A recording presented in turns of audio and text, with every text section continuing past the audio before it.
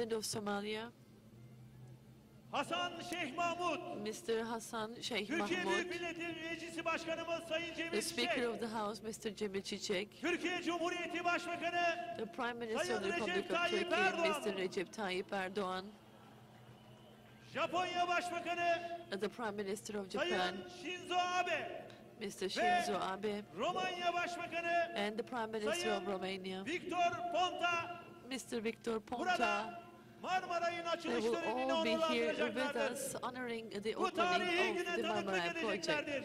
And they're Siz going to witness this İstanbullularla historic birlikte. day as well, Çünkü together İstanbul with her you, şeyin en all the iyisine, her Istanbulites, şeyin en because güzeline Istanbul layık. deserves the best. Istanbul Ve deserves asrın projesini the most gerçekleştiren beautiful. asrın And we would lideri like to thank Recep Tayyip the leader Erdoğan'a of the century İstanbullular who adına made us teşekkür meet ediyoruz. the project of the century. And we would like to thank all of the Istanbulites.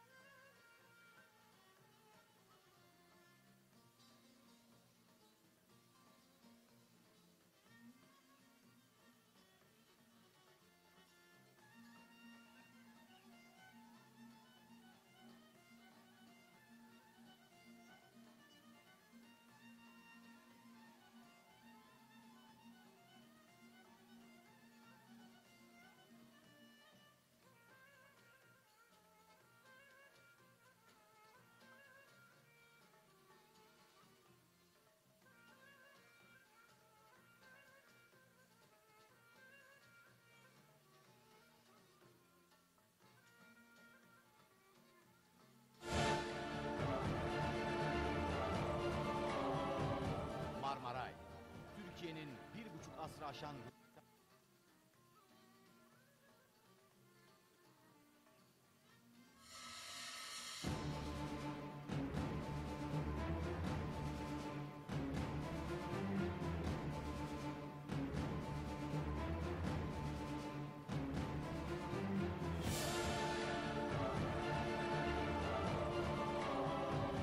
Marmaray, Türkiye'nin 1,5 asrı aşan rüyası.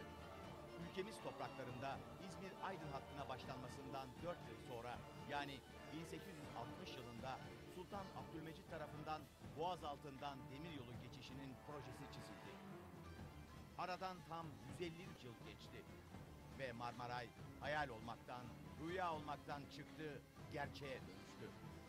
Asrın projesi Marmaray'la sadece İstanbul'un iki yakası deniz altından birleşmekle, sadece iki demir yoluyla birbirine bağlanmakla kalmadı, Uzak Asya'dan Batı Avrupa'ya uzanan modern İpek demir yolunun da eksik halkası kesintisiz olarak tamamlandı.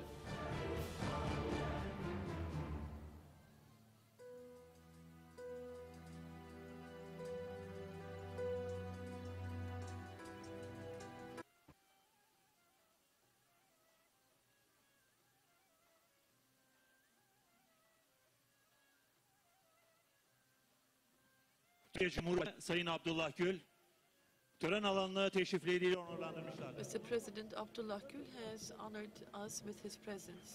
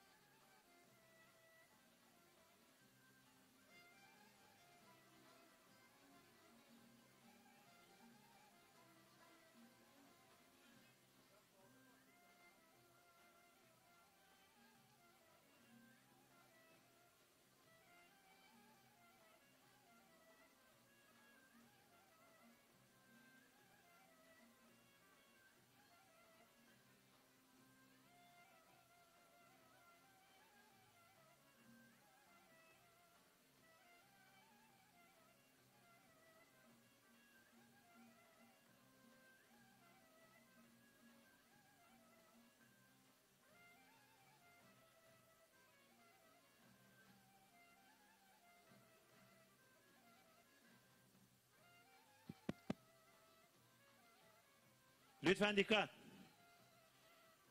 Hemen karşımızda, vapur iskelesinin karşısındaki Right in istasyonun front of üzerinde us. bulunan Here you see on the değerli station, hemşehrilerimize bir uyarı yapmak durumundayız. and we would like to warn all Orası our tamamen fellow townsmen there, değerli that konuklar, area sevgili İstanbullular, should be Türkiye evacuated. Cumhurbaşkanı Sayın Abdullah Gül, Somali Cumhurbaşkanı His Sayın Hasan Excellency Şeyh Mahmud, President Abdullah Türkiye Gül, Büyük Hasan Millet Sheikh Meclisi Mahmud, Başkanı Sayın President Cemil of Çiçek, Somalia, the Speaker of the House, Türkiye Mr. Cumhuriyeti Cemil Başbakanı Çiçek, Sayın Recep Tayyip Erdoğan Prime ve eşi Minister saygıdeğer hanımefendi, Recep Konuk, Tayyip Sayın Erdoğan Japonya and his Başbakanı wife, and the Prime Sayın Minister Shinzo Abe of Japan, ve Mr. Shinzo Abe, Romanya Başbakanı Sayın and Victor the Ponta Prime Minister tören of alanına Romania, katılımlarıyla Victor Ponta, onurlandırmışlardır. have honored our meeting.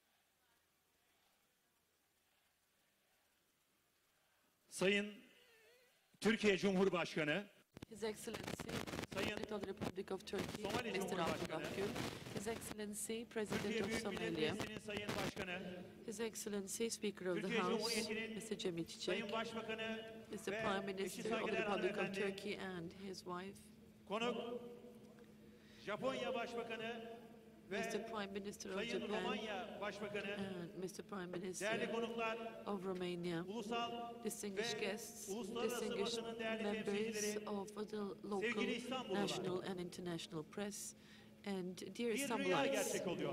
a dream is coming true. İstanbul asrın projesine kavuştu. Istanbul is witnessing the project of the century.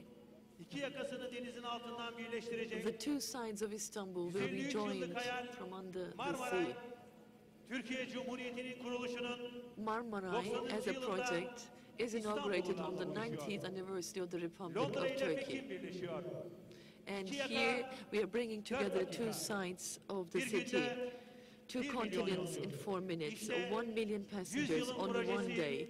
This is Marmaray. the project of the century. Cumhuriyetimizin Marmaray is the project of the century. 90. yılında As we are Asrın celebrating the projesiyle 90th taşlandırdığımız anniversary of our böylesine anlamlı republic, bir günde we are crowning this tarihi anniversary anlara tanıklık with the etmek üzere project of the century. burada bulunan Here we tüm are, all of konuklarımızı us, witnessing ve this sevgili historic İstanbul moment. hemşehrilerimizi saygıyla I selamlıyor. would like to Hoş geldiniz, greet şeref verdiniz all diyorum. our fellow townsmen and citizens.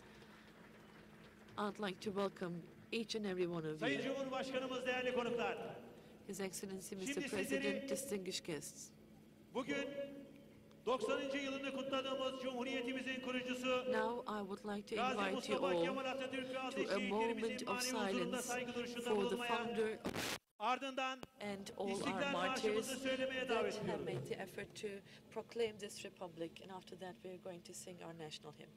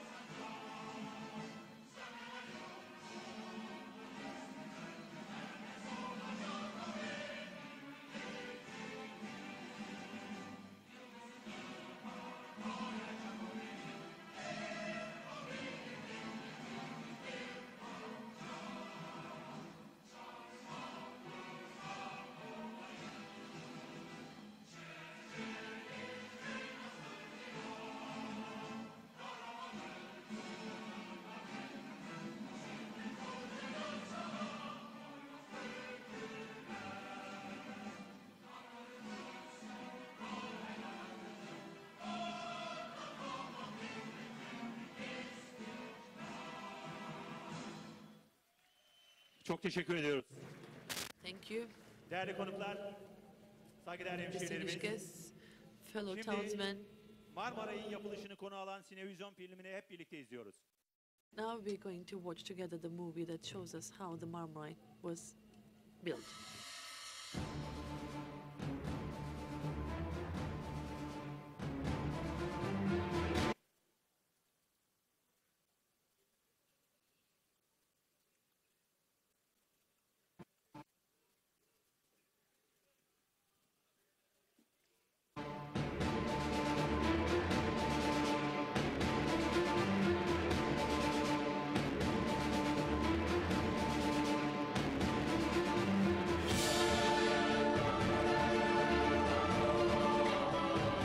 Marmaray, Türkiye'nin 1,5 asrı aşan rüyası. Ülkemiz topraklarında İzmir-Aydın hattına başlanmasından 4 yıl sonra, yani 1860 yılında Sultan Abdülmecit tarafından Boğaz altından demiryolu geçişinin projesi çizildi. Aradan tam 153 yıl geçti ve Marmaray hayal olmaktan, rüya olmaktan çıktı, gerçeğe dönüştü. Asrın projesi Marmaray'la sadece İstanbul'un iki yakası deniz altından birleşmekle, sadece iki demir yoluyla birbirine bağlanmakla kalmadı. We're not only Uzak Asya'dan connecting the two Batı sides of Avrupa'ya Istanbul uzanan with rails, modern we are demir also yoluyla modernizing eksik this halkası from ilk the olarak Far tamamlandı. East to Europe.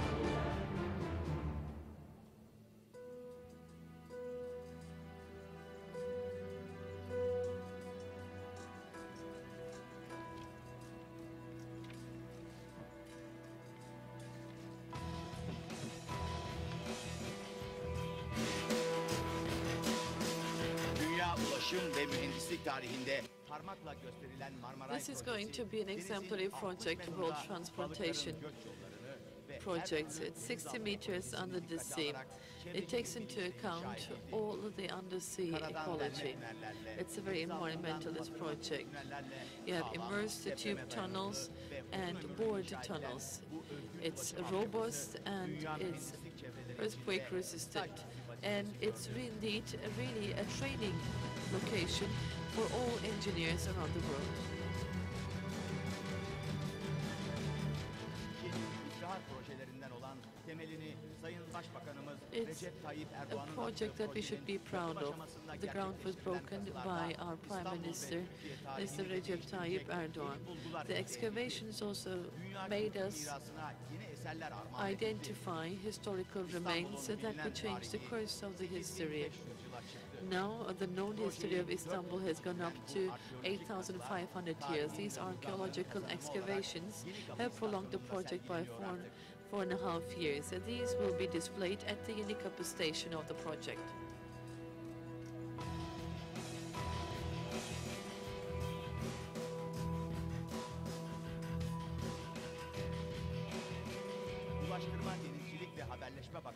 The Ministry of Transportation, Maritime and Communications and the General Directorate of Infrastructures led to the project, and it was operated by the Turkish Rails. Now, with this project, the two sides will be connected in 4 minutes. 1 million passengers will be able to comfortably travel every day. We're talking about state-of-the-art technology in the railway infrastructure. It's a 13.6 kilometer line from Aliçeşme to Üsküdar. Sirkeci, Kazlıçeşme stations have a rail system. And here we're going to prevent the emission of 425 tons of toxic gases. So we're talking about an environmentalist project. Marmaray can be further expanded.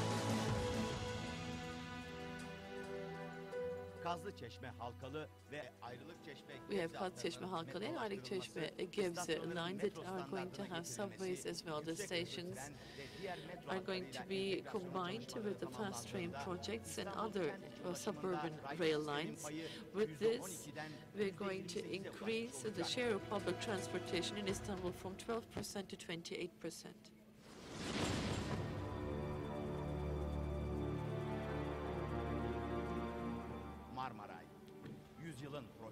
Marmaray, the project of the century, the dream of Turkey for 153 years. We are very happy today to make this dream come true. We would like to thank our President who honored this opening. We would like to thank our Prime Minister for making this possible. We would like to thank all of our distinguished guests, all Istanbulites, all our nation, the Ministry of Transportation, Maritime and Communications, and the whole family for being with us and supporting us.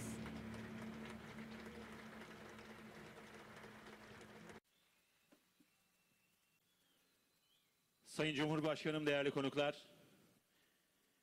Mr. President, distinguished guests, now I would like to invite Mr. Kadir Topbaş to the stage for his opening remarks.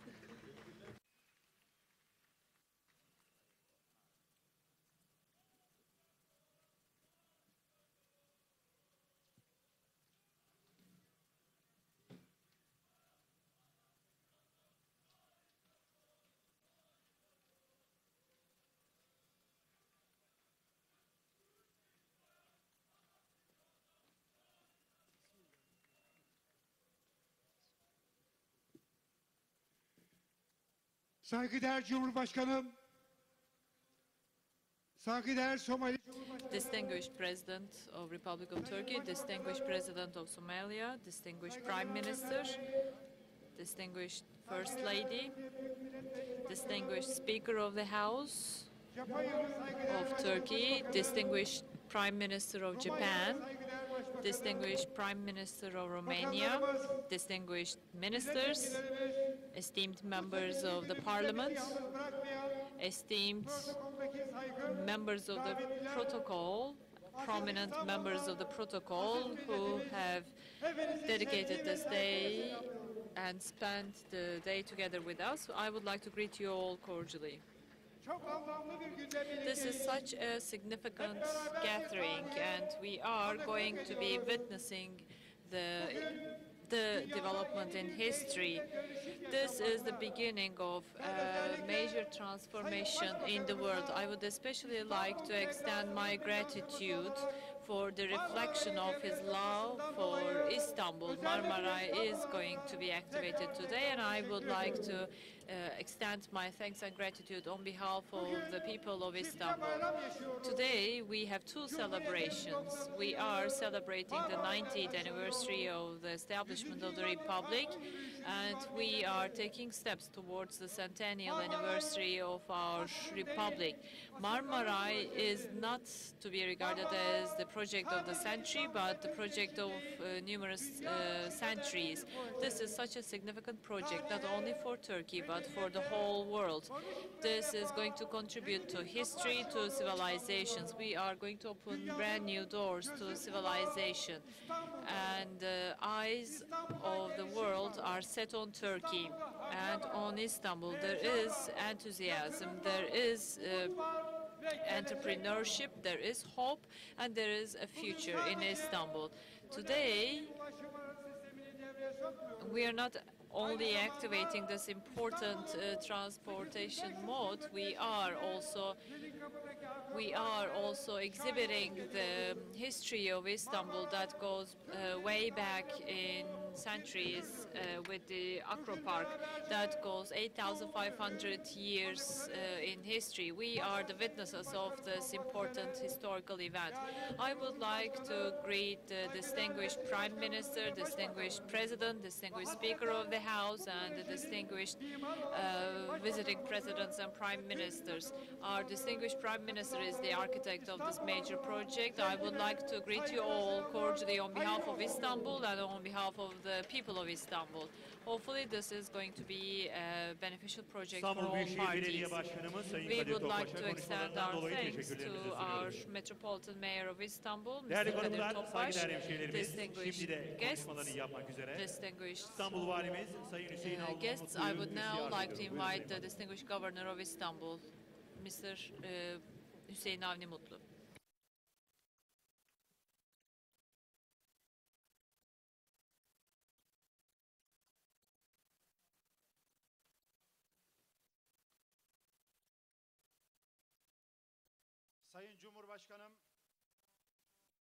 Distinguished President, distinguished Speaker of the House, distinguished Prime Minister, distinguished First Lady, His Excellencies, distinguished Prime Ministers of Romania and Somalia and Japan, ladies and gentlemen, I would like to greet you all cordially.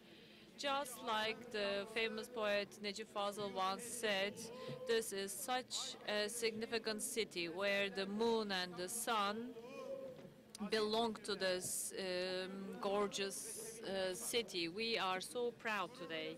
We are so happy and proud. We are extremely proud because we are proudly celebrating the 90th anniversary of the establishment of the Republic. And we are extremely happy because this is like the precious necklace that the Bosphorus now wears. We are going to see the joining of two continents. This is such an important gathering. We are undersigning this important event. The Eastern Roman Empire, the Byzantine, the Ottoman Empire, and many more civilizations had Istanbul as their center, and now Istanbul is reappearing and shining on the pages of history. With the Marmaray project, continents are being joined, and with its great attraction, with her great attraction, Istanbul is emerging once again. With the permission of the people of Istanbul, I would like to express my gratitude to our distinguished Prime Minister. Transportation capacity of the city is maximized thanks to this project, and distinguished ministers also contributed to this project, as well as other authorities. I would like to extend my thanks and gratitude to all the people that contributed to the realization of this project. Hopefully this will be beneficial for all parties, and I would like to congratulate your day, the Day of the Republic. Thank you. İstanbul Valimize konuşmalarından We dolayı would like to thank teşekkürlerimizi sunuyoruz. our distinguished Sayın governor for his Cumhurbaşkanımız, değerli speech, konuklar, sevgili İstanbullular, distinguished president, şimdi de distinguished people konuşmalarını of yapmak Istanbul. üzere I would now kindly Ulaşımı, invite Denizcilik ve Haberleşme our Bakanımız distinguished Sayın Binali minister, Yıldırım'ı Minister of kürsüye arz ediyorum. Transport, Buyurun efendim. Maritime and Communications, Mr. Binali Yıldırım. The floor is yours.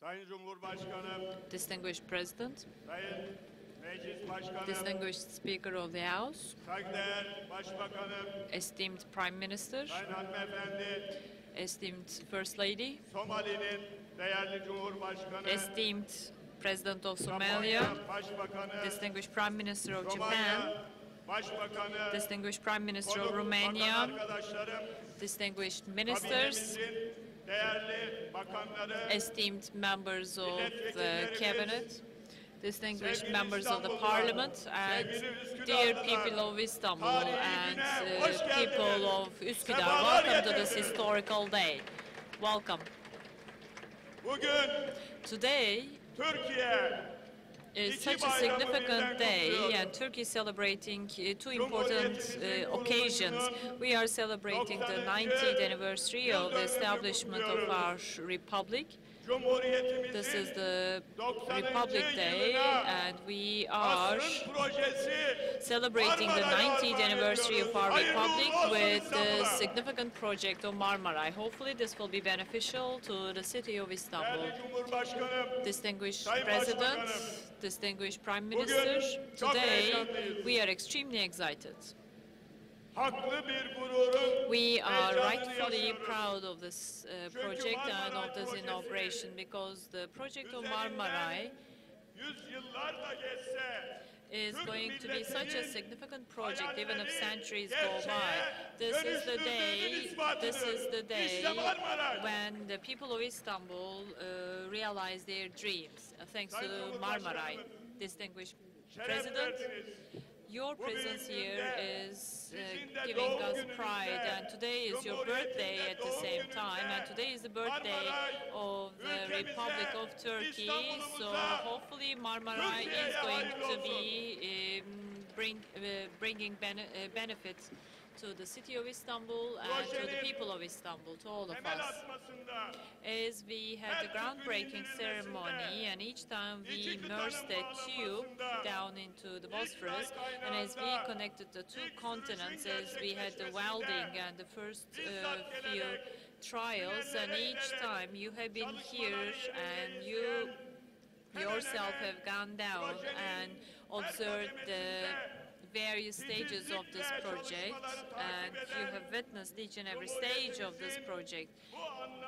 And on this special day, you are here to celebrate the opening of Marmaray. This is our distinguished President and our distinguished Prime Minister.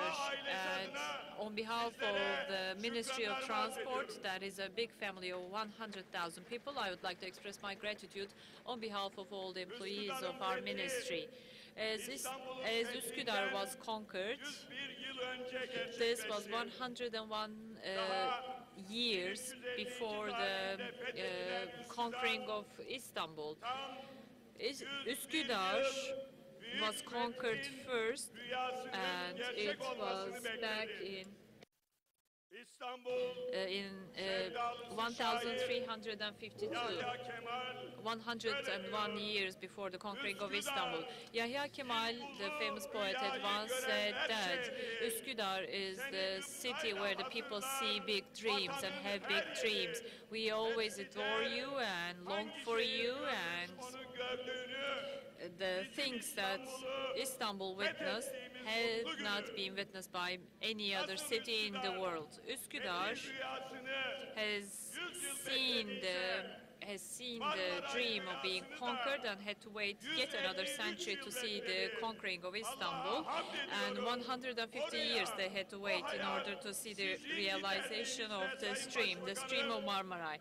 And with your leadership, distinguished Prime Minister, we have been able to realize this dream of ours. This is the connection of two continents. Hopefully, this will bear fruitful outcomes. This very project is not only the project of Istanbul. This project is more than an intercontinental project. This project is going to connect the Far East with Europe, and thus we are going to join in civilizations as we join in continents. This is the deepest tube tunnel project with 62 kilometers depth, and this is the ultimate point for engineering works that we have. And with the difficult conditions of the Bosphorus crossing,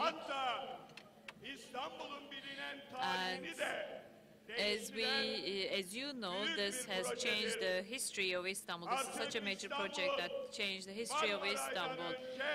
Istanbul by now has before and after, before Marmaray and after Marmaray. Istanbul is now encountering this turning point because this Marmaray project has changed the history of Istanbul. Istanbul's history now dates back to 8,500 years instead of 6,000 years. With Marmaray, we are rewriting the history of Istanbul. Distinguished President, distinguished Prime Minister, Ayrılık Çeşmesi has been for centuries the point where people started their journey to pilgrimage. And this was the point that people started their journey all the way to their pilgrimage. And Marmaray is now,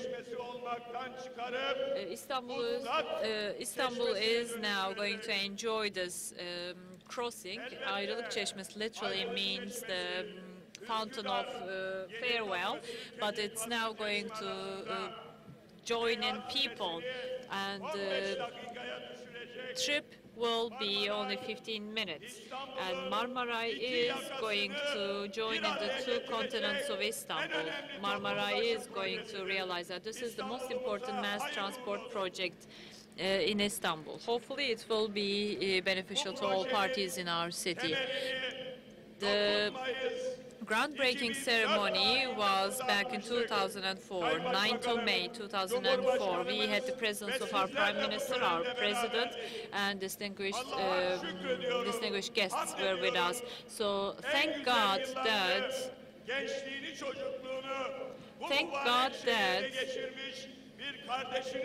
as a brother of yours that has spent the childhood and adolescent years here in Istanbul, and it has been such an honor for me that we've been able to witness this important day. I would like to thank God for enabling us to see this important occasion, an important day. Distinguished President, distinguished President, with your permission, I would like to extend my gratitude not only to you. We have various ministers here, the assistant, the Vice Prime Minister of Georgia, Minister of Transport from Afghanistan, Azerbaijani Minister of Transport Ziya Mehmedov are among us, as well as Minister of Transport of Bulgaria, Minister of Transport of Moldova, Mr. Botanari, and distinguished Minister of Development, Mrs. Ana Maria Pasto Julian from Spain, and the Minister of Transport of Romania, Titus Corlaten, and Vice Prime Minister of Kazakhstan, and many more guests are with us on this important occasion and on this important gathering. I would like to thank them. I would like to thank them for being with us as well. As I draw to a close, I would like to say the following. Distinguished Prime Minister, distinguished President, this project has been realized thanks to thousands of people, thanks to thousands of engineers. So many workers, so many engineers, so many employees have contributed to this project, contractors and subcontractors, and this is a masterpiece jointly realized by Japan and Turkey. TAYYİP joint venture is yet another joint venture we have to extend our thanks to. My colleagues, my friends at the ministry, and first general manager of this project was Ahmet Aslan Mehmet Tahan, and my undersecretary, and all my colleagues at my ministry. In your presence, I would like to thank each and every one of them. Distinguished Prime Minister, this project has been supported by you at various stages, and you have always encouraged us, and thus the global city of Istanbul is now enjoying this important project. It's thanks to you that this project has been realized, and this gives us great content and happiness. I would once again like to greet each and every one of you, and I would like to wish all of you the best. Hopefully you will enjoy this project, people of Istanbul. Thank you very much.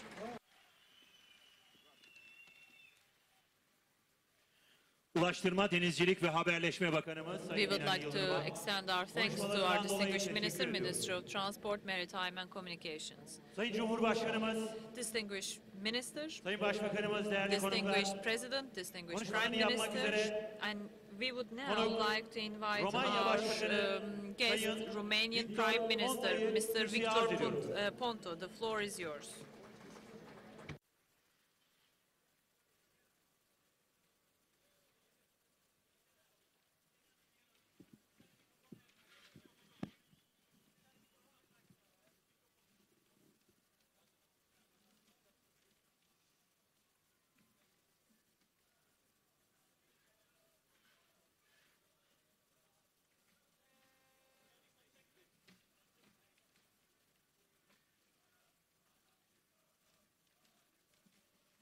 Excellencies, President of Republic of Turkey, Your Excellencies, President of Somalia, Prime Minister of Turkey, Prime Minister of Japan,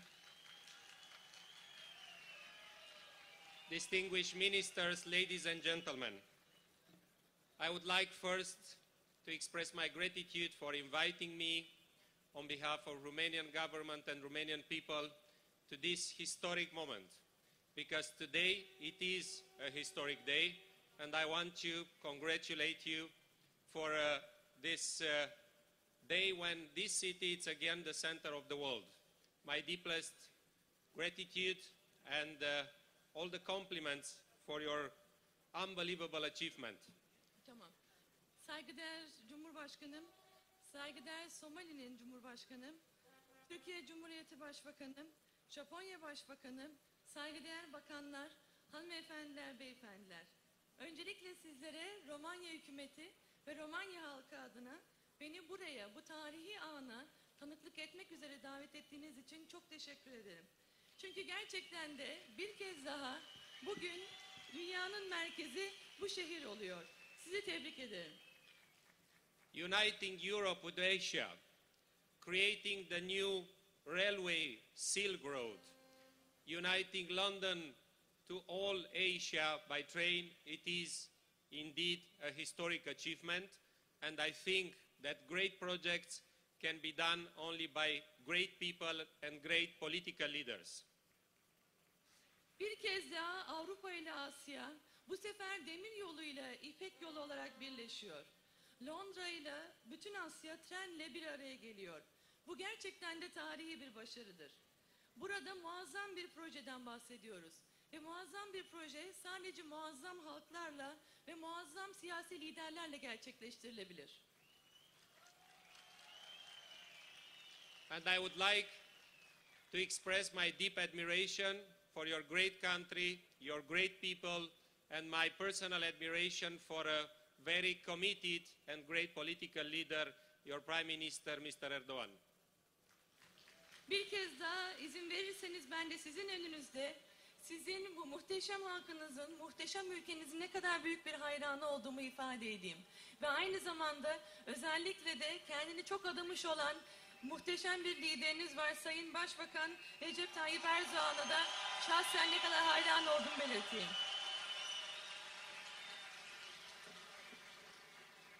All European prime ministers would be very happy to be able to build such great projects. And I think that you now, uniting Europe to Asia, you are doing a great project for both continents, and you will begin to be again the center of this new world which will connect the two continents. Evet, herhalde bütün Avrupalı başbakanlar böyle muhteşem bir projenin başında olmayı çok isterdi ve böyle bir şey inşa etmekten son derece memnun olurlardı. Siz bir kez daha Avrupa ile Asya'yı birleştiriyorsunuz ve burada çok büyük bir projeyle iki kıtayı bir araya getiriyorsunuz. Bir kez daha sizin sayenizde bu yeni dünyada bu iki kıta birleşiyor. You could not have chosen a better day for inaugurate this project. It's your national day, and allow me to congratulate you and wish Turkey, your people, your country only the best. Thank you very much. Herhalde böyle bir kutlama için daha iyi bir gün düşünülemezdi. Bugün sizin Cumhuriyet Bayramınız. Sizi tebrik ederim. Sizi, Türkiye'yi, halkınızı, bütün ülkenizi tebrik ederim. Teşekkürler. Konuk Sayın Başbakan'a teşekkür ediyoruz. Kendilerini bir süre daha sahnede misafir etmek istiyoruz. Marmaray'ın açılış töreni anısına Ulaştırma, Denizcilik ve Haberleşme Bakanımız Sayın Binali Yıldırım kendilerine bir hediye takdim edeceklerdir. Sayın Bakanımızı sahneye davet ediyoruz.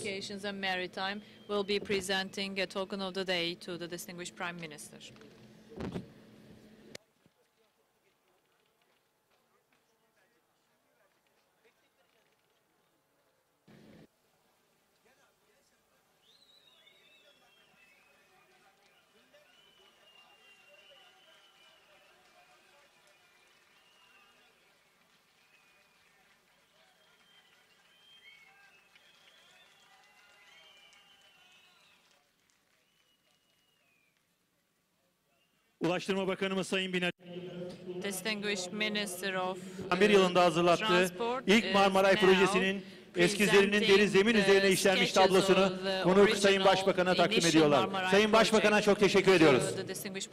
Thank you very much, sir.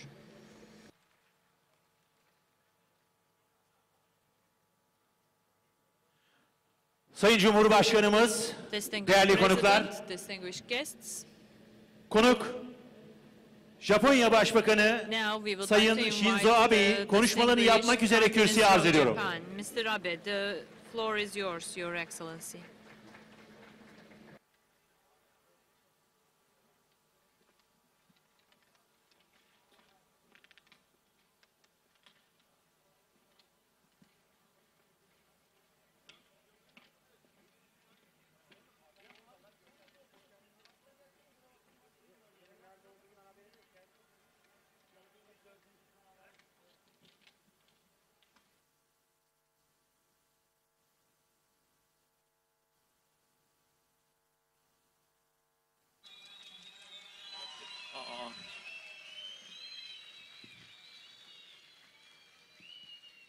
Gül大統領閣下、チテッティ国会議長閣下、エルドアン首相閣下、ご列席の皆様、 Distinguished President, distinguished Speaker of the House,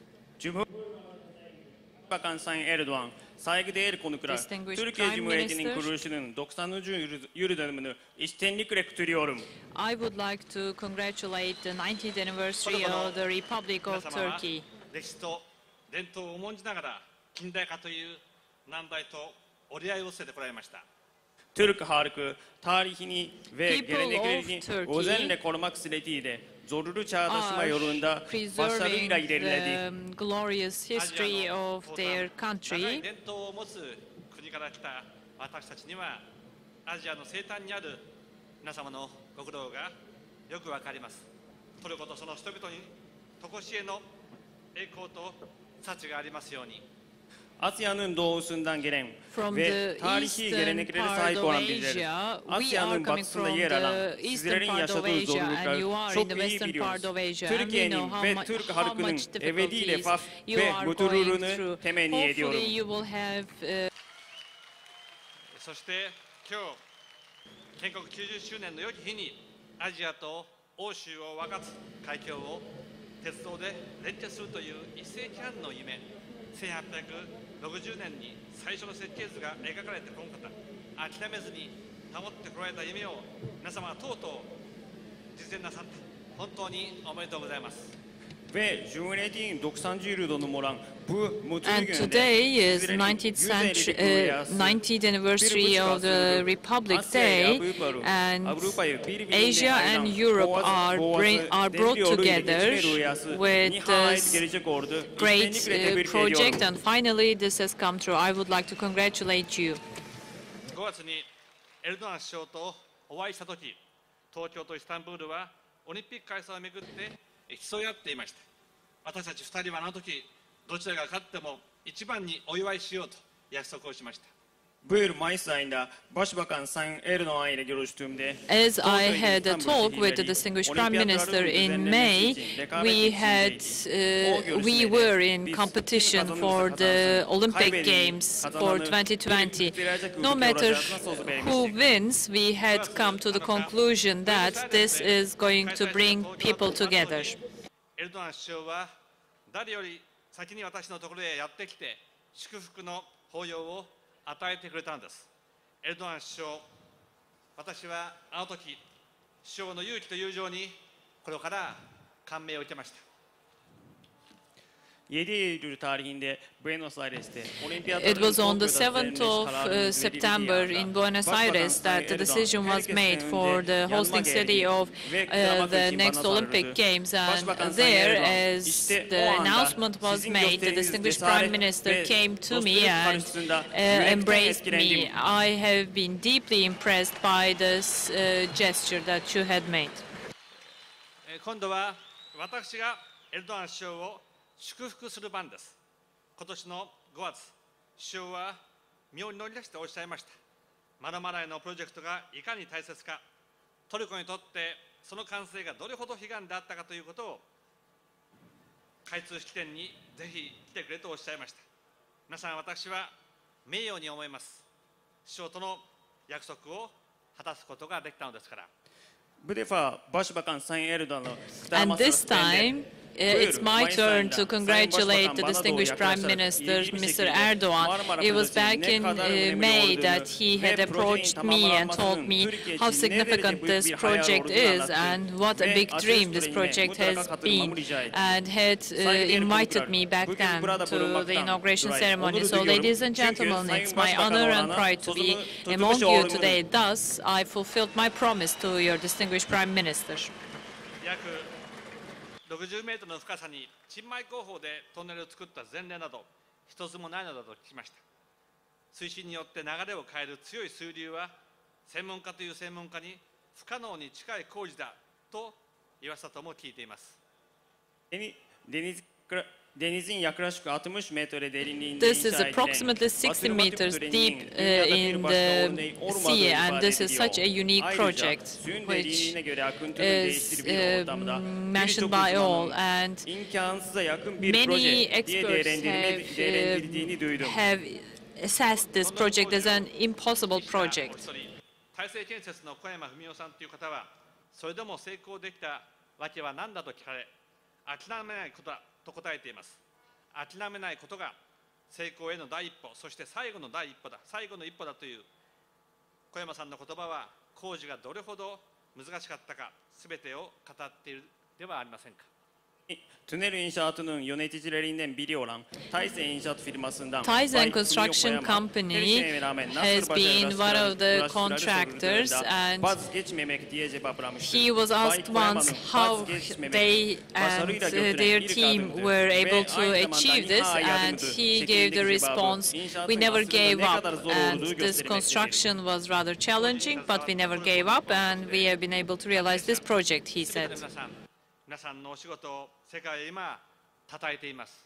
Projede çalışan Türkler ve Japonlar başta olmak üzere tüm iyilik kişileri sizlerin I başarısından would once again like to congratulate all the parties. Everybody is talking about this significant project right now. This is globally being talked about.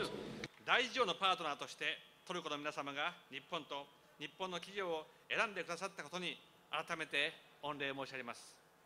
haritalara işlenecek ve nesiller boyunca tarihe kalacak bir This projenin is ortağı a olarak project that will be inherited by the next generations, and it's indeed a great honor that a Japanese company was a part of the consortium. Thank you very much for this. Hadi şimdi de Tokyo'dan kalkıp İstanbul'a geçip Londra'ya kadar ulaşan bir hızlı tren yolunun hayalini beraber kuralım. Let's dream about a fast train project that will start from Tokyo and go through London and come to Istanbul. Let's dream about this fast train project. 我々両国は戦略的パートナーとして外交面はもちろん安保でも経済でも対話と協力を深め世界のために共に働くことを誓い合いました。 Artık güçlü bir ekonomiye sahip olan Türkiye, Turkey by now has a strong economy, and so does Japan, and we are partners in G20. As strategic partners, we are fostering relationships and deepening our relationships from the social and economic perspectives, and we have committed ourselves to work in a joint manner and in closer cooperation.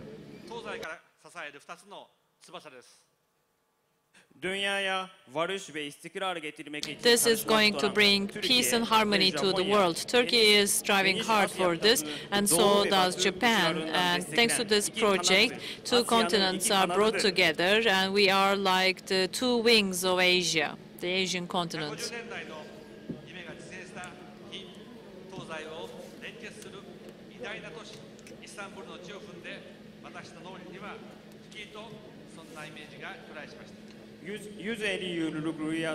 This is a dream of 150 years, and the East is brought together with the West, and I have thought about this as I travel to Istanbul, the great metropolitan city of Istanbul.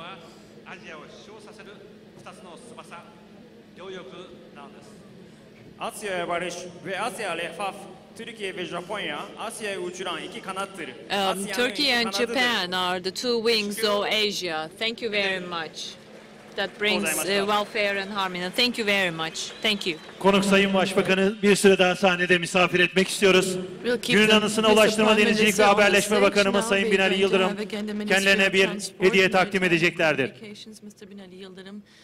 Sultan II. Abdülhamit Han'ın 1891 yılında hazırlattığı ilk Marmaray projesinin eskizlerinin deri zemin üzerine işlenmiş tablosunu Ulaştırma, Denizcilik ve Haberleşme Bakanımız Sayın Binali Yıldırım konuk Sayın Japonya Başbakanı'na takdim ediyorlar.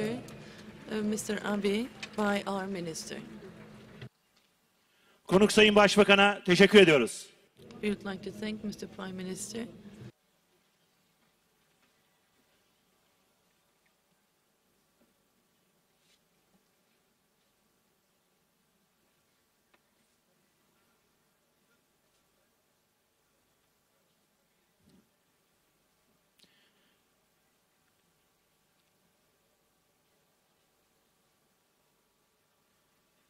Değerli konuklar, bir hayali gerçekleştiren, asrın projesi Marmaray'ı İstanbul'a kazandıran, Pekin ile Londra'yı birleştiren Türkiye Cumhuriyeti Başbakanı Sayın Recep Tayyip Erdoğan'ın kürsüyü teşriflerini arz ediyorum. Buyurun Sayın Başbakanım.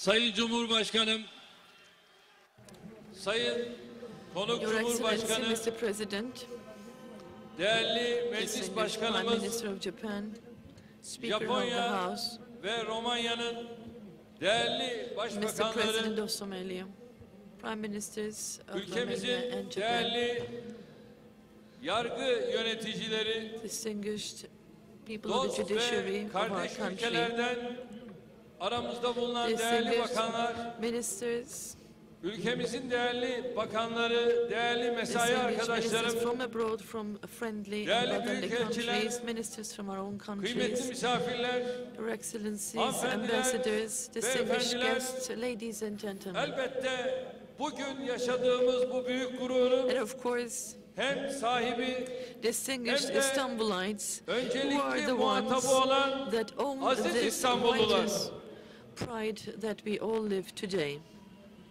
Sizleri I en would kalbi like to greet you duygularımla all selamlıyor.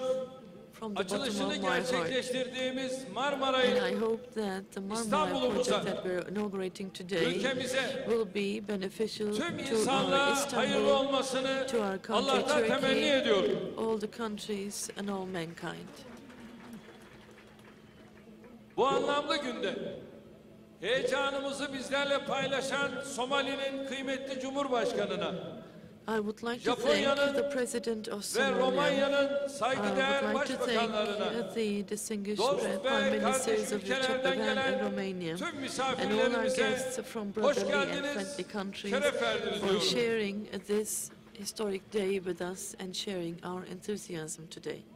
Hüner You have honored our bir gathering. şehir bünyat etmektir. The skill is to build a Reaya city so kalbini abad that etmektir you also demişti win bu over şehrin the fatihi. hearts of the people in that city. 1453'te This is what the şehre conqueror of girdiği this andan city said. itibaren When işte bu the dizelerin conqueror of ifade this ettiği city gibi came into the İstanbul'u city in imar 1453, etmek, this is what halkın he gönlünü said. He kazanmak için wanted to çalışmış, improve the city and halkın win over the gönlünü hearts of the abad etme people vazifesini here. His bizlere role bir miras olarak was bırakmıştır. to win over the hearts of the Bu city, but anlamlı this was günde also his Bu heritage to şehrin us. fatihi On this very Sultan II. meaningful day, Mehmet'i bir I kez would daha like to rahmet remember ve minnetle yad Sultan ediyorum. Mehmet II, the conqueror of the city, once again Açılışını with yaptığımız compassion and projenin gratitude. hayallerini kuran, I also would like hayallerle yetinmeyip to bu hayali wish kağıtlara, blessings from planlara, God to Sultan projelere Abdülmecid döken and Sultan Abdülhamid, Sultan Abdülmecid who have dreamed ve of this Sultan project, who Abdülhamid'e have not de only dreamed of this project, Rabbimden but also rahmet prepared niyaz the ediyorum. plans, the projects of this big project. Başta Gazi Mustafa Kemal olmak üzere İstanbul I would ve like to Türkiye thank all için of our statesmen, tüm insanlık politicians, için all our bureaucrats, yüreklerini ve emeklerini ortaya koymuş, especially Türkiye'yi bugünlere the founder taşımış, of our republic, bu Mustafa Kemal projenin Atatürk, gerçekleşmesine everyone who katkı worked for sunmuş, Istanbul, for Turkey, for başta all mankind, who Ulaştırma have Bakanı in their olmak hearts üzere and efforts, bakanlık mensuplarına,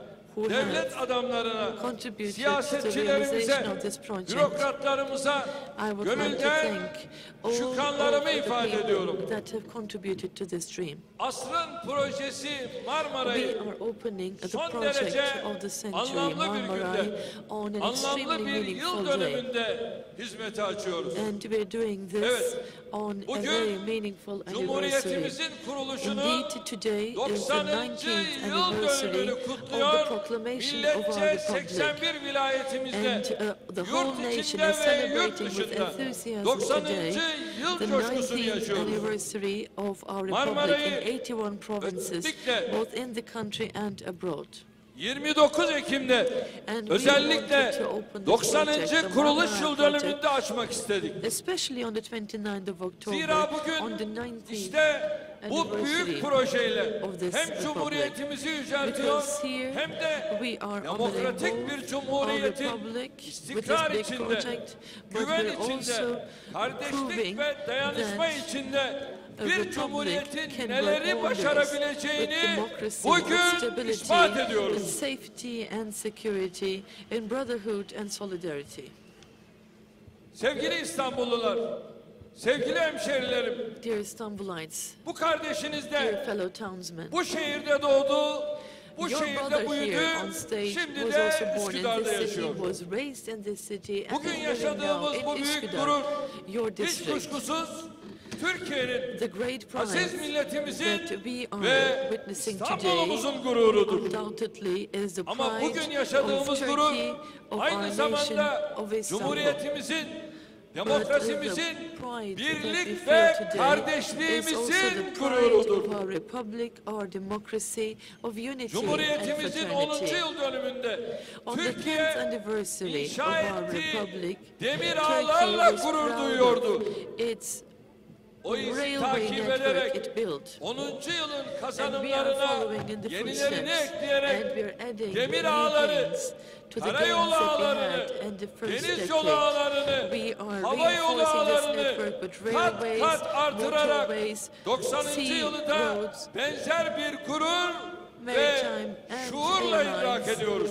And we are multiplying the Cumhuriyetimizin networks ilanına that we giden have. süreci And we hiçbir are zaman celebrating the unutmadık. 19th anniversary with pride. Cumhuriyetin ilanına giden yolun We've never nasıl forgotten zorlu, the process that led nasıl to our meşakkatli republic. bir yol olduğunu We've hiç never unutmadık. forgotten how Gazi difficult, Mustafa Kemal how effortful buradan this road to the republic, İstanbul'dan the proclamation of the republic was. Samsun'a ulaşmak için Our founder kırık Mustafa dökük bir Kemal gemiyle Atatürk Karadeniz'in o meşhur tried to dalgalarıyla, use a o breakage çılgın ship to dalgalarıyla get from mücadele Istanbul etmiş, to Samsun. günler süren bir He yolculuğun struggled with the ardından waves, the crazy Samsun'a waves of the ulaşmıştır. Black Sea, and then Kurtuluş reached Savaşımızı Samsun as kanılar at the end of üzerinde days. taşınan cephane We ile have one zafere victory ulaştırdık. in our Bir war of cepheden diğerine independence, haftalar carrying süren ammunition yolculuklar on ox yapan carts. From yorgun one ve front to the other, bitkin neferlerimizin our soldiers fedakarlıklarıyla have moved destanlar yazdık. in weeks, exhausted and şehitlerimize tired, and rahmet they have etsin. made sacrifices, but we wrote Yolun legends. medeniyet We olduğunu, wish them all the ulaştırmanın mercy of God. istiklal olduğunu, What we knew, bağımsızlık that the olduğunu, roads were civilization, kalkınma olduğunu, transportation was freedom, Cumhuriyete giden it was yolda independence, it was milletçe çok development. yakından tecrübe We knew ettik as a nation ve çok iyi that this was anladık. going to lead us to the Republic. Sevgili We İstanbullular, understood that very well as a Cumhuriyetin nation. kuruluşuyla Dear Istanbulites, with özellikle the proclamation of the başlayan Republic, ulaştırma projeleri all the işte transportation böyle bir projects were tecrübenin inaugurated, neticesiydi. and that was the result of the Bu experience that we tecrübeden yola had in the War çıkarak of Independence. hükümet olarak Starting with 11 this yıl experience boyunca as a government for ulaştırma 11 yatırımlarına years, ağırlık verdik. we have medeniyettir intensified dedik. investments in Ve transportation. We Cumhuriyet said tarihinde the road would be a 6100 civilization. kilometre And we have now, bölünmüş yol yapılmışken we added 6,000, 11 we had yılda only 6,500 17 bin kilometers at kilometre the bölünmüş yol beginning bunun of üzerine ilave the ettik. Republic, and in 11 years we added 17,000 kilometers in Cumhuriyetin divided kazanımlarına roads. yenilerini ekledik. We added more Cumhuriyet gains tarihimiz to boyunca what we yapılan gained with the yatırımların Republic. üzerine kat kat built fazlalarını ekledik. Şunu çok iyi Many biliyoruz ki investment on what we inşa have in the ettiğimiz Republic. We yollarla can tell you sadece şehirleri proudly değil, that with the divided gönülleri de roads that we birbirleriyle built, buluşturduk. we not only İnşa brought ettiğimiz together bölünmüş cities but yollarla also hearts. hızlı tren With these hatlarıyla roads, with herkesin these binmesini fast sağladığımız railways, uçaklarla with the uzakları yakın affordable ederken planes, doğuyu we made batıyla what was far kuzeyi güneyle near and close to kucaklaştırdık. people. We brought Unutmayın, together the east with the göreve west, the north geldiğimizde with the south. Türkiye'de When we 26 came to havaalanı power, we vardı. had 26 Ama airports in bugün Turkey, but 50 today havaalanını we aşmış have durumdayız. 50 airports that are operational. Kardeşlerim, Dear brothers and Cumhuriyetimizi sisters, sadece ulaştırma we ağlarıyla haven't only ayağa kaldırmak noktasında reinforced olmadık. the network with Cumhuriyetimizi transportation aynı networks zamanda in our country, kardeşlik, in our republic. birlik We've also ve rebuilt dayanışma the ağlarıyla networks adalet, of fraternity, eşitlik, unity and demokrasi solidarity in our ağlarıyla republic, adeta with networks nakış of nakış justice, işleyerek equality and çok democracy. daha büyük, We have daha embroidered yüce, daha every güçlü inch bir of our yapıya country. Now kavuşturduk. we are bigger, we are Sayın stronger Cumhurbaşkanım, in our structure. Sayın Konuk Your Excellency, Cumhurbaşkanı, Mr. President, saygıdeğer mevkidaşlarım, Mr. President, Your aziz Excellency İstanbullular, of Somalia, Marmaray distinguished sadece counterparts, iki and kıtayı distinguished birbirine Istanbulites. kavuşturmakta kalmıyor. Marmaray is not only joining Marmaray two continents, 150 yıl öncenin it is hayallerini making gerçekle dreams of buluşturuyor. 150 years come true. Marmaray tarih ile Marmaray bugünü, is bugün bringing ile together geleceği history with buluşturuyor. today, and it is bringing Marmaray together bu today with the aziz future. milleti özgüveniyle Marmaray inandığı zaman is giving neleri confidence to this yapabileceğini nation. göreceği It is bir giving imanla it buluşturuyor. faith to show it what it can do when it Marmaray really believes in it. kıtaları olduğu kadar Marmaray is insanları, not only joining halkları, continents, it is ülkeleri joining birbiriyle buluşturuyor. people, Birbiriyle nations, kucaklaştırıyor. countries. İşte onun It is için diyorum helping ki them embrace. Marmaray It's why I always say sadece bir Marmaray is İstanbul not projesi only a değil, project of aynı Istanbul, zamanda it is bir also insanlık a project projesidir. of mankind. Marmaray İstanbul'un Marmaray olduğu is kadar not only Istanbul's İzmir'in, project. As much as it Trabzon'un, is Istanbul's project, Antalya'nın, it is İzmir's Diyarbakır'ın, project, Trabzon's 81 project, vilayetin Antalya's, projesidir. Diyarbakır's Az project. It is önce the project of değerli 81 mevkidaşım provinces. Abe güzel bir şey My söyledi. distinguished counterpart Abe just Japonya said, ile İstanbul'u with this we are birleştirmek. joining Japan and Istanbul. İnşallah And Tokyo. if God willing, Peki. inshallah, we're going to join Londra, Tokyo, Üsküdar. Beijing, London, and Üsküdar.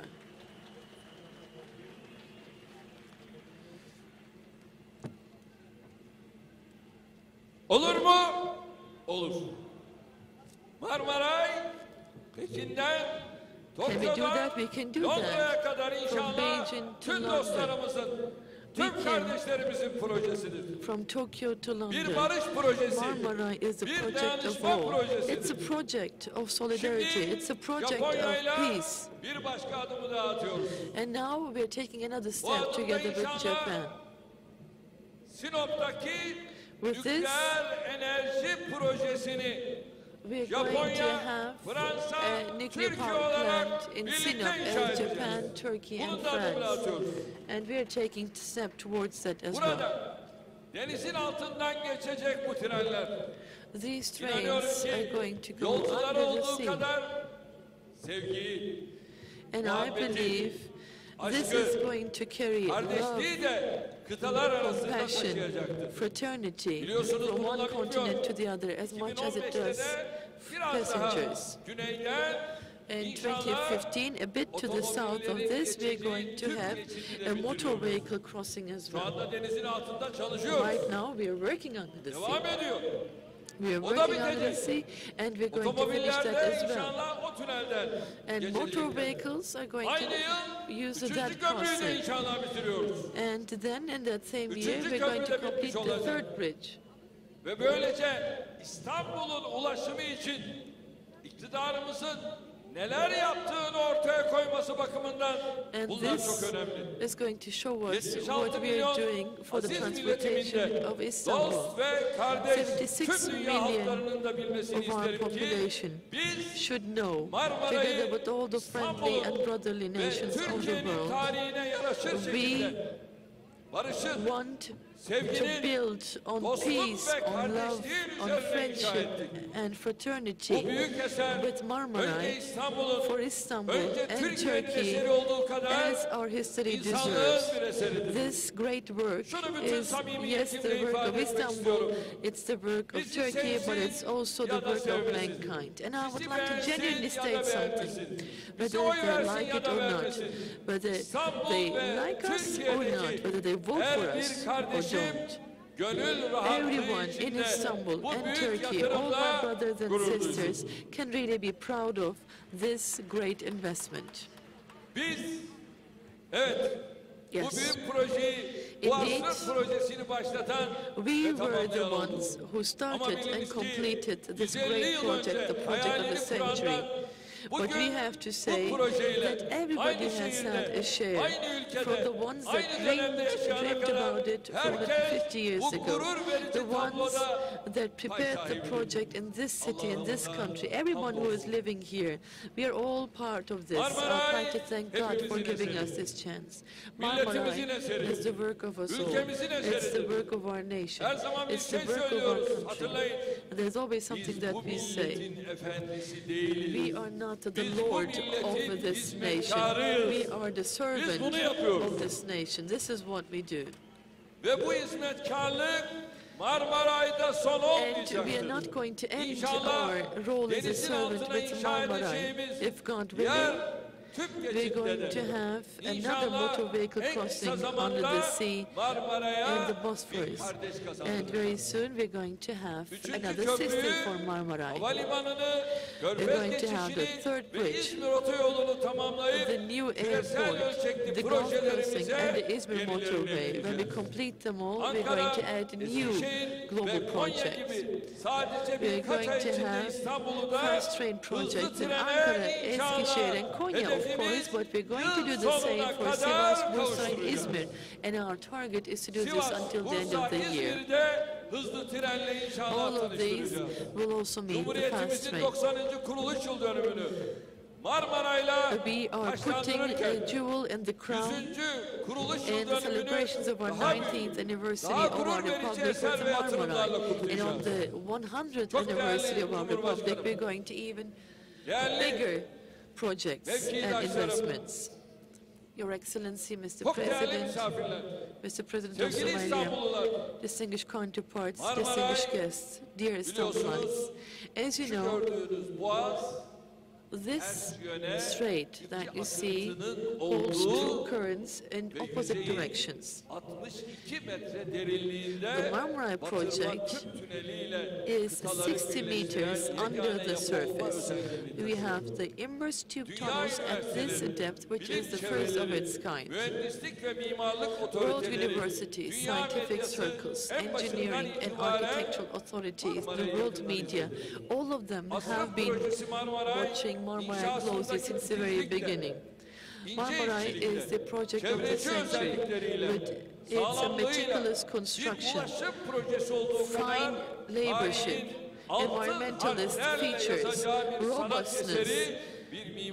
It's not only a transportation project, but it's also an artwork, it's an architectural masterpiece that will be in history in golden letters. And we have been very sensitive about the nature as well. We have checked all the routes of migration, the parts of the straits where the fish would spawn their eggs. We have been very careful not to touch them. Although it has belonged to the project, we have excavated historical remains, and we have more than 35,000 artifacts. And now, between two continents, we're only going to have 4 minutes. Thanks to Marmaray, that is 13.6 kilometers, we are going to have only 4 minutes between Aydın Çeşme, Üsküdar, Yenikapı, Sirkeci, and Kazı We're going to be carrying 75,000 passengers in one direction, carried from one continent to the other. With the expansion that we plan in both directions, we're going to modernize the 63 kilometers suburban commuter rails, and with this, we're going to have an exemplary railway system in Istanbul. A passenger boarding a fast train from Sivas, Ankara, Konya, or Eskişehir will be able to get to Istanbul in a few hours and will cross the strait in a few minutes and will come to Europe. One more thing that I'd like to announce here is that tomorrow and on Thursday, my dear brothers and sisters, we are going to be living this excitement together. During this construction, everyone here, living here, the tradespeople here, the local people here, have been disturbed, of course.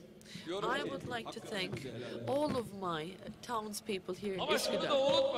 I hope you bless our undertaking. But you shouldn't forget that every sacred birth is painful. And this is a sacred birth. We have been in pain, in labor pains, but together, if God willing, we are going to enjoy the fruits of this. And I believe you're going to say, God bless them for doing this for us. Well, without further ado, my dear brothers and sisters, I would like to thank, first of all, our Prime Minister, our President, excuse me, the President of Somalia, our counterparts from Japan and Romania, distinguished ministers, all the judiciary that we have represented here, my colleagues, Burada the bizleri yalnız ministers. bırakmadığınız tüm I İstanbul would like to hemşehrilerimize, thank them all for being with hepinize us today. I would like to thank all of our Istanbulite Başta colleagues Ulaştırma Bakanım from the olmak bottom üzere, of my heart. I bakanlık would like to thank mensuplarımız, our Minister emeği of geçenler, Transportation, all of the teknokrat, Council of Ministers, bürokrat, everyone who mimarından contributed to mühendisine that, kadar, technocrat, tüm bureaucrats, işçilere kadar engineers and ve architects, yönetici all firma, workers, TAYYİP, all contractors, bunun TAYYİP, yanında, evet, and Nural, of course, olmak üzere, Nural, Gama, kendilerine de all these özellikle companies. I would like to thank them from the bottom of my heart, and I'd like to express my deep gratitude to them. kazadan, beladan I bizleri korusun pray diyorum. to God to Hepinizi protect us saygıyla from selamlıyorum. accidents and the bad and the evil, and I'd like to greet you all Sayın cordially. Başbakanımıza konuşmalarından dolayı Mr. Prime teşekkürlerimizi Minister, sunuyoruz. thank you very much for Günün your anısına remarks. Başbakanımız Sayın Now, Recep Tayyip Erdoğan'a Ulaştırma, Denizcilik ve I would Haberleşme like to Bakanımız invite Sayın our Binali Minister Yıldırım of bir hediye Transportation, takdim Maritime and edeceklerdir. Communications, Mr. Binali Yıldırım, to award a token of appreciation Sultan to commemorate II. today. Abdülhamit Han'ın 1891 yılında This hazırlattığı is ilk again Marmaray projesinin the eskizlerinden drafts of the deniz first zemini üzerinde Marmaray işlenmiş project tabloyu dating Ulaştırma, back to Denizcilik ve 1891, Haberleşme Bakanımız prepared by Başbakanımız Sultan Sayın Recep Abdullah Tayyip Gül Erdoğan'a II. takdim ettiler. Sayın Başbakanımıza teşekkür ediyoruz. We'd like to extend our gratitude to our distinguished Prime Minister.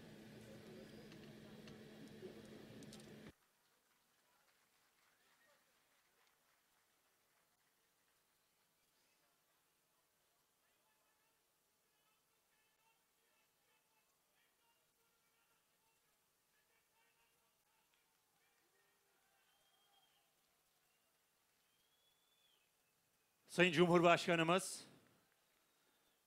değerli konuklar, saygıdeğer Distinguished İstanbul President, hemşehrilerimiz, distinguished Prime Minister, şimdi de distinguished konuşmalarını people yapmak of üzere Istanbul, I would now like to Türkiye invite Büyük Millet Meclisi Başkanımız the Sayın Cemil Speaker of the Çiçek'i House kürsüye arz of ediyorum. TBMM, Mr. Cemil Çiçek.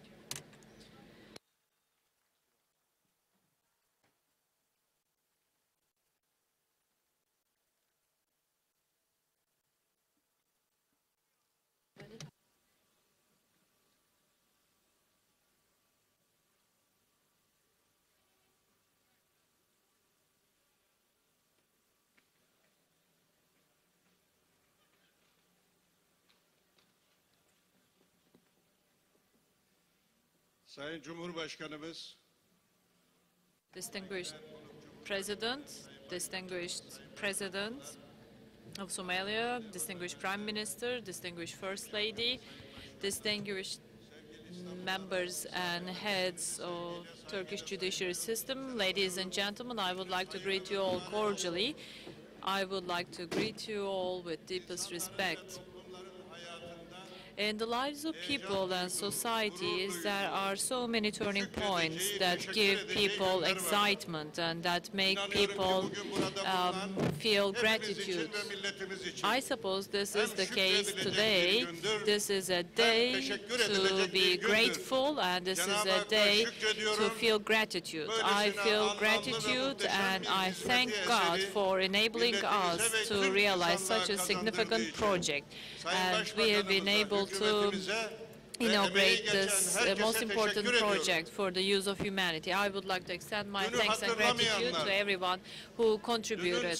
People that don't remember the past, people that don't know about the difficulties and challenges of yesterday, wouldn't know the value of today. In the past, we had difficulty in making investments, and people had difficulty in paying salaries and allowances, and now we have been able to reach such a point that we are now joining in two continents. We should be grateful for that. This is a day to feel gratitude. Today, Turkey is capable of undertaking such important projects all by herself, with the private sector, with the public sector. If we are able to realize such projects all by ourselves and with the assistance and support of our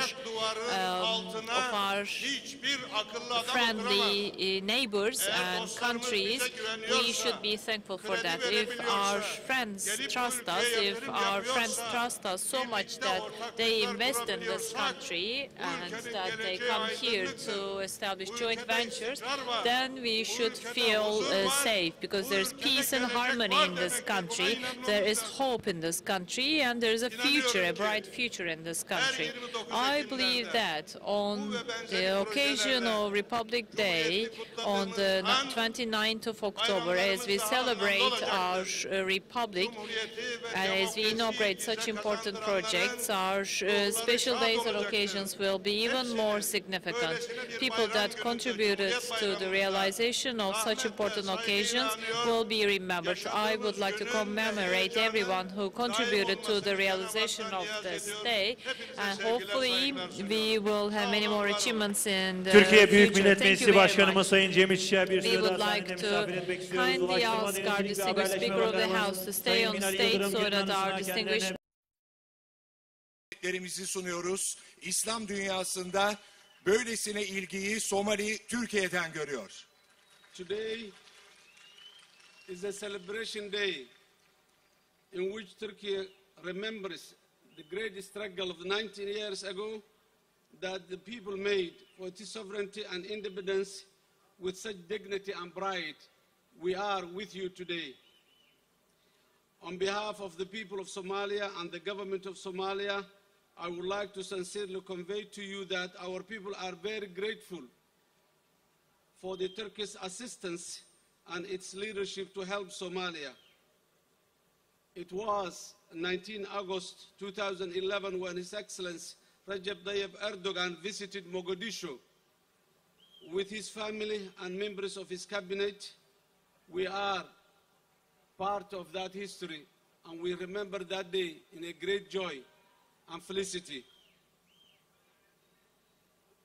Bu büyük kutlama gününde 90 yıl önce verilen mücadele sonrasında, onurla ve şerefle verilen mücadele sonrasında bu büyük kutlama gününde sizlerle birlikteyiz. Somali halkı olarak ve aynı zamanda Somali devleti olarak Türkiye'nin Somali'ye göstermiş olduğu yardımlar ve gösterdiği, sergilediği liderlik için minnettarız. 19 Ağustos 2011 tarihinde Türkiye Cumhuriyeti Başbakanı Sayın Recep Tayyip Erdoğan hem ailesiyle hem de kabine üyeleriyle birlikte Somali'ye bir ziyaret gerçekleştirmişti. Somali tarihi açısından son derece önemli olan bu ziyaretten dolayı bir kez daha minnet ve şükranlarımızı sunuyoruz. That visit of 19 August 2011 was not an visit only, but it was a visit that changed the history of Somalia, the lives of millions of Somalis, and a visit that created a new hope for more millions of Somalis, a visit that have shifted the eyes of the world back to Somalia when Somalia was a no-go zone. 19 Ağustos 2011 tarihinde gerçekleştirilen bu ziyaret aslında sadece bir ziyaret değildi. Somali'nin tarihini değiştiren ve Somali tarihi açısından yeni bir umut doğmasını sağlayan son derece önemli bir dönüm noktasıydı. Because of that visit today, we see a change of the international attitude toward Somalia, and we see Somalia moving ahead in its way. I would like to mention in this great occasion also, and would like to thank the people of Istanbul, whereby today Mogadishu is very clean city because of the assistance we received from the people of Turkey in general and the people of Istanbul in particular. Today Mogadishu is more beautiful, more bright and more hopeful than ever before. Bu ziyaret aynı zamanda uluslararası toplumun Somali'ye olan yaklaşımını da değiştirdi. Bu fırsattan istifade bir kez daha İstanbul halkına teşekkürlerimizi sunmak istiyoruz. Çünkü Mogadishu artık İstanbulluların da katkısıyla daha temiz bir şehir, daha güzel bir şehir ve geleceğe daha umutla bakan bir şehir. With your assistance, the people of Turkey provided to Somalia soon. A Somali mother who does not feel well, who is not healthy, will not go outside Somalia seeking health because of the facilities of health that has been provided by you, the people of Turkey. Sizin yardımlarınız sayesinde bir kez daha kendi sağlıkları iyi olmayan kişiler sağlık tesislerinin kurulmasıyla birlikte bu tesislere erişim fırsatını da bulmuş oldu. the municipality of Istanbul and its partnership with Mogadishu municipality has created a new, beautiful Mogadishu. Of all you and I, all are very grateful and very proud of it. I therefore would like to thank the people and the municipality of Istanbul for the generosity to help our capital city, Mogadishu. This is part of the great assistance that the people of Turkey has provided and gifted to the Somali people at the most difficult part of our history. And I would like to say to you today in front here, thank you very much. İstanbul Büyükşehir Belediyesi ile yapmış olduğumuz ortak çalışmalar sayesinde de şimdi Mogadishu artık çok daha güzel bir şehir. Hem İstanbullulara hem de İstanbul Büyükşehir Belediyesi'ne yapmış oldukları çalışmalar ve verdiği destek için çok teşekkür ediyoruz. Türkiye'nin bu anlamda bize vermiş olduğu destek son derece önemli. Son derece zorlu zamanlardan geçtiğimiz dönemde bu eli uzatması Somali tarihi adından da son derece anlamlı. Today, Somalia has a great vision of seeing soon, inshallah, a united Somalia and a stable Somalia. A Somalia that is in peace with itself and in peace with the rest of the world. Somali'nin bugün baktığınızda son derece önemli bir vizyonu var. İnşallah birleşmiş Somali'yi hep birlikte kuracağız. İstikrarlı bir Somali'yi hep birlikte gerçekleştireceğiz. Hem ülke içerisinde hem de tüm dünyada barışı yaşayan bir Somali'yi hep birlikte gerçekleştireceğiz. Inshallah, this vision of united Somalia is not coming only our effort, but with your effort and with the effort of your leadership, His Excellency the Prime Minister, who supported Somalia to get together here in Turkey and dialogue among them to have a united and peaceful Somalia. This is a moral support from Turkey, not only the material support you provided, but you also provided us an opportunity to make our country united again. And thank you again for this. İşte bu vizyonu gerçekleştirme yolunda, Birleşmiş Somali'yi kurma yolunda Ekselansları Sayın Başbakan'ın katkısı son derece önemli. Kendileri bu yolda büyük destek veriyorlar. Biz de huzur içinde, barış içinde Somali'yi gerçekleştirebilmek için yapılan maddi yardımların yanında bu moral desteğini çok anlamlı buluyoruz ve bunun için bir kez daha minnettarlığımızı dile getirmek istiyorum. I would like to declare today in front of you the support and the partnership you provided to Somalia has changed Somalia and will continue to change in Somalia. In line with that, Somalia is still looking towards you, that people of Turkey, to finish with the projects that in partnership we started together. The road is bumpy, the environment in Somalia is difficult, but it is doable, and we will have the solution soon, inshallah. You will see a prosperous and stable Somalia. Bugün verilen destek ve kurulan ortaklık sayesinde Somali değişiyor ve bu değişimi de yaşamaya devam edecek. Ortam zorlu, önümüzdeki yol engebeli ama inşallah istikrarlı ve barış içerisindeki Somali'yi sizlerin de desteğiyle hep birlikte kuracağız. The Marmaray project we are celebrating today is an indication of the role of the new Turkey to the 21st century in the world arena. I say again, I salute these achievements to the leadership of Turkey and the people of Turkey, and I say congratulations and God bless you. Thank you very much.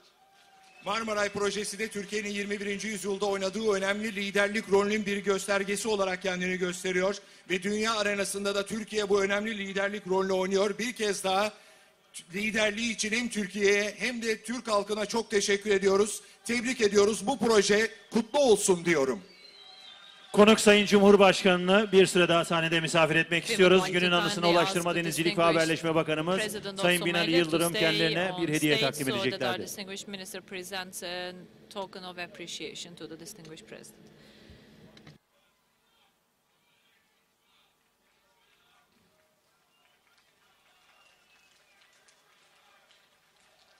Konuk Sayın Cumhurbaşkanı'na teşekkür ediyoruz. We would like to kindly thank the distinguished president.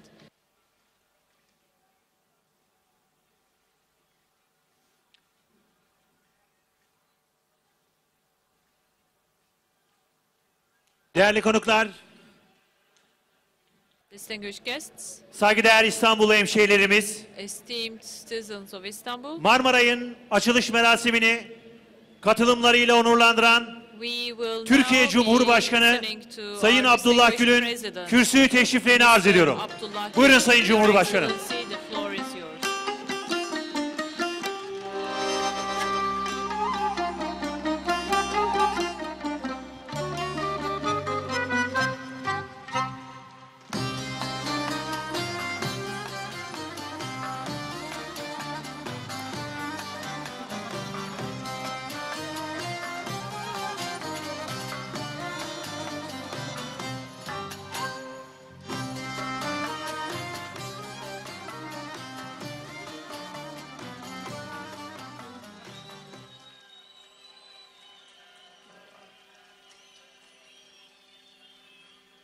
Sayın Cumhurbaşkanı, distinguished President, distinguished Speaker of the House of the Turkish Parliament, distinguished Prime Ministers, yerli ve yabancı misafirler, distinguished guests, national and international guests, dear citizens of Istanbul, I would like to greet you all cordially and with deepest respect. bugün Today, Cumhuriyet'in we are celebrating the 90th yaş gününü kutlarken anniversary of our republic, and our government has also presented us to the citizens of Turkey a very important gift. Marmaray project is not only significant for Istanbul, but it is indeed a unique project for the whole world.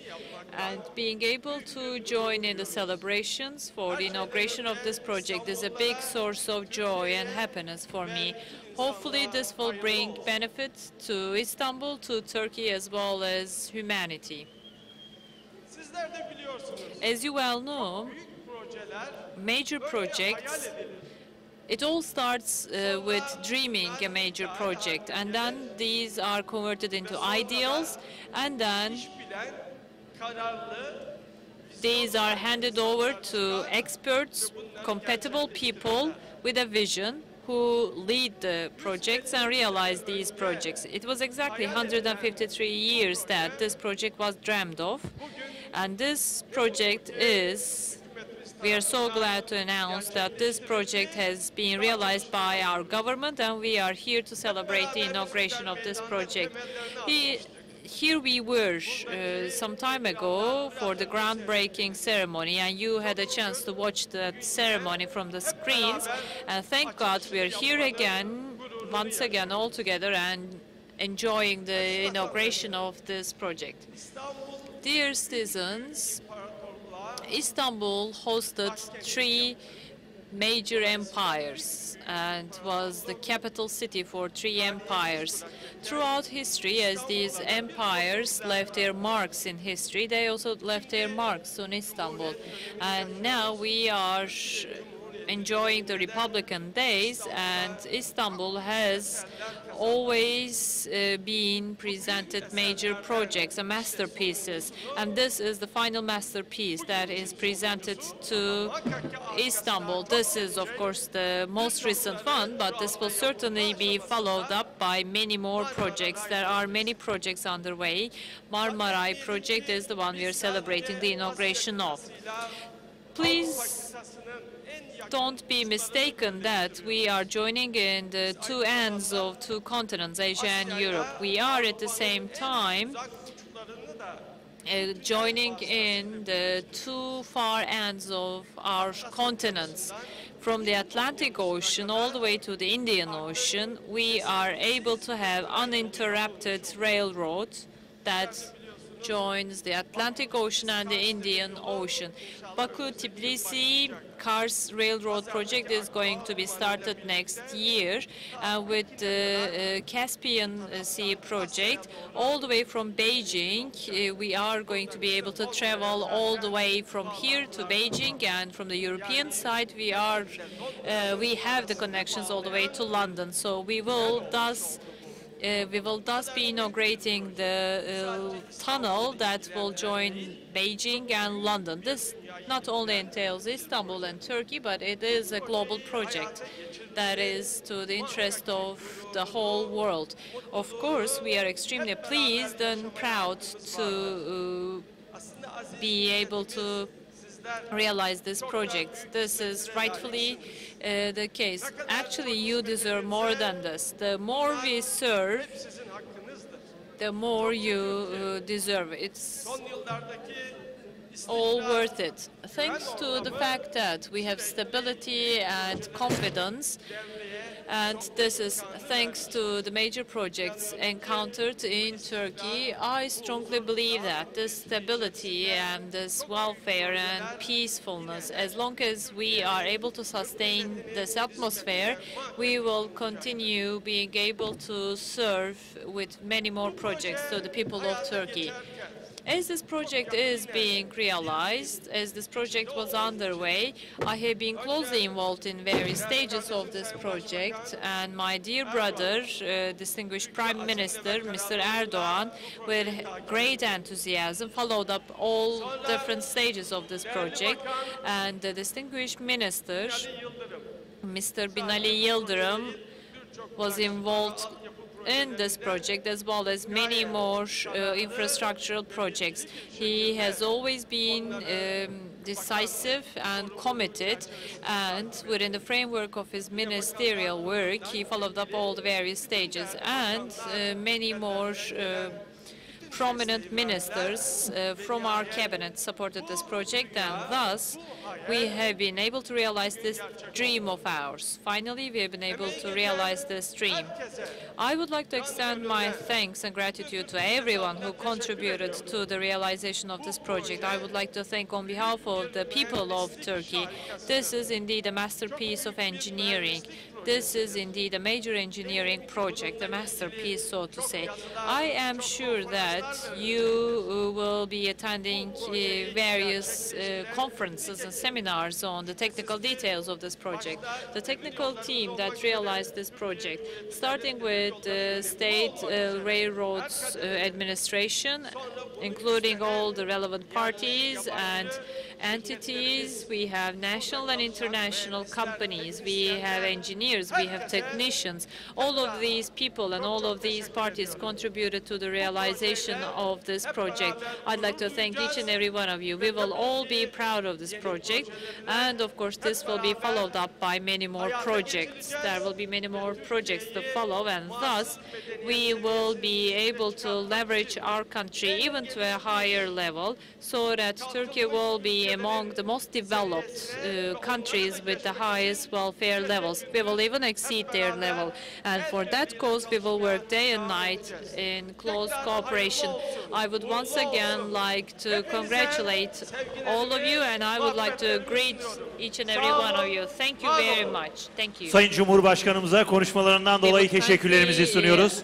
Ask our distinguished president to stay on stage so that our distinguished minister presents a token of appreciation on the special occasion. Mr. Binali Yıldırım is going to present a token of appreciation to our distinguished president. Ulaştırma, Denizcilik ve Haberleşme Bakanımız Sayın Binali Yıldırım, Sayın Cumhurbaşkanımıza Sultan II. Abdülhamid'in 1891 yılında hazırlattığı Marmaray projesi eski zemin üzerinde işlenmiş tablosudur. dating back to 1891.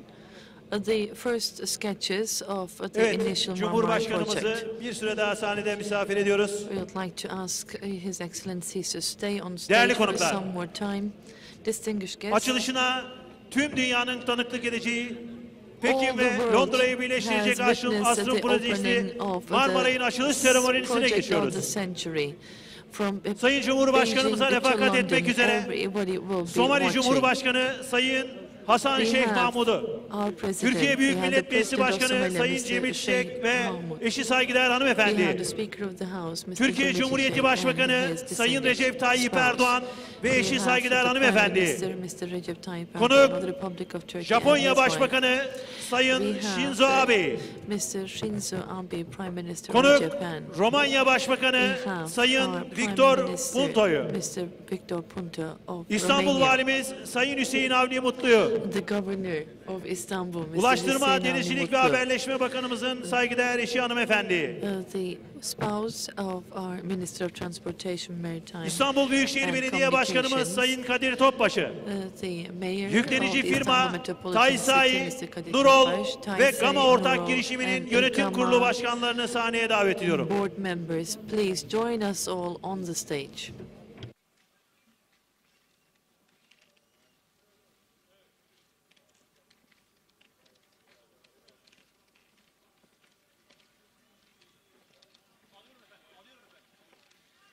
Şimdi de dua için Diyanet İşleri Başkanımız Profesör Doktor Sayın Mehmet Görmez hocamızı sahneye davet ediyorum.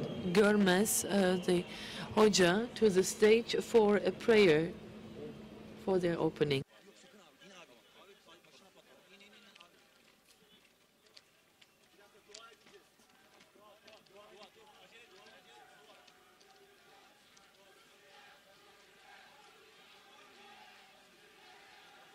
Hocam sizi şöyle Başbakanımızla Cumhurbaşkanımızın arasına alalım.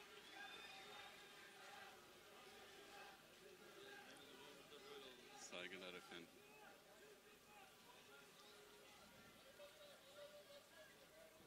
Amin. Euzu billahi mineşşeytanirracim. Bismillahirrahmanirrahim. Elhamdülillahi Rabbil alemin. Vessalatu vesselamu ala seyyidina Muhammedin ve ala alihi ve ashabihi ecmain. Subhanellezî sahhara lana hâzâ ve mâ kunnâ lehu muqrinin ve inna ila rabbina lemunkalibun. Sadakallahul azim. Ey bizleri yoktan var eden, varlığından ve sevgisinden haberdar eden Yüce Rabbimiz, bugün iki kıtayı birleştiren bu tesisi senin Rahman ve Rahim adını anarak açıyoruz. Lütfunu, inayetini, rahmetini, merhametini, aziz İstanbul'umuzdan, milletimizden eksik etme Allah'ım. Allah'ım, Yüce kitabında sizi yeryüzünden yarattım ve sizden yeryüzünü imar etmeyi istedim buyuruyorsun. Bizleri yeryüzünü imar edenlerden eyle Allah'ım. Allah'ım, yeryüzünü imar ederken gönül dünyamızı imar etmeyi unutanlardan eyleme Allah'ım. Allah'ım, bizi yeryüzünü tahrip edenlerden eyleme Allah'ım. Allah'ım, iki kıtayı denizaltı köprülerle, yollarla birleştirmeyi nasip ettiğin gibi milletimizin kalpleri arasında ebediyen sevgi köprülerini, muhabbet köprülerini, kardeşlik köprülerini kurmayı da ilelebet korumayı da nasip eyle Allah'ım. Allah'ım, aziz İstanbul'umuzu, milletimizi, vatanımızı, alemi İslam'ı ve bütün insanlığı her türlü kötülükten, her türlü kazadan, her türlü beladan, her türlü musibetten, her türlü felaketten muhafaza eyle Allah'ım. Allah'ım, Cumhuriyet'in 90. yılını idrak ediyoruz. Bu aziz vatanı canları pahasına bize armağan eden bütün büyüklerimize, bütün şehitlerimize, bütün gazilerimize rahmet diliyoruz. Haberdar eyle Allah'ım. Amin. Ve selamun alel murselin. Velhamdülillahi Rabbil alemin. El Fatiha.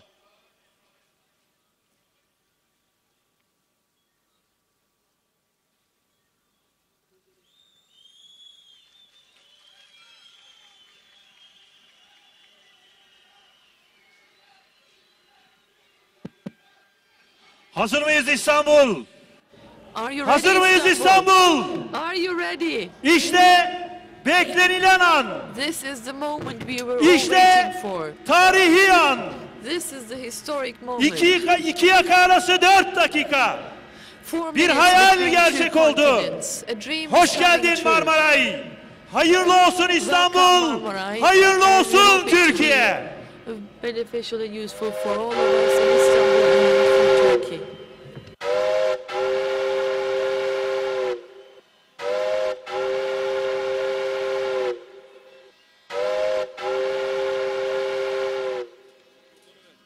Sayın Cumhurbaşkanım.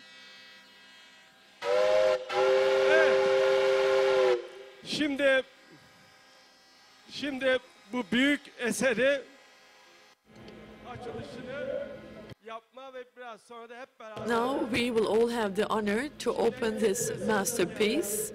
It's time now to go in together Biraz önce and hepimiz cross dedik ki the strait. Asrın projesidir. But we've just said it's the project of the century. So we're indeed talking about a gigantic project, a project that everybody's dreaming of. So we shouldn't only open such a project. Köprülere ne yaptığınızı bütün millet biliyor. What we see, what we do on the bridges, on days we celebrate. So I think you're thinking of something, Mr. Prime Minister, right, to commemorate such an important day. Sayın Cumhurbaşkanım, Mr. President, tabii buranın hakikaten bereketi bayağı iyi. well, this is really a very fruitful place. Neredeyse bulan bir yatırım. We're talking about an investment that has cost us about $5 billion.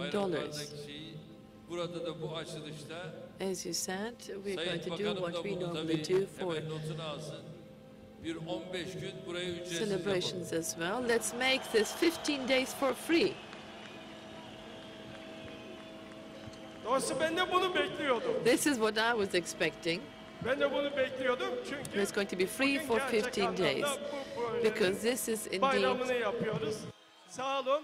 Hayırlı olsun tekrar. Uğurlu olsun. a celebration of this project. God protect us from all kinds of accidents and evil. Mrs. Prime Minister,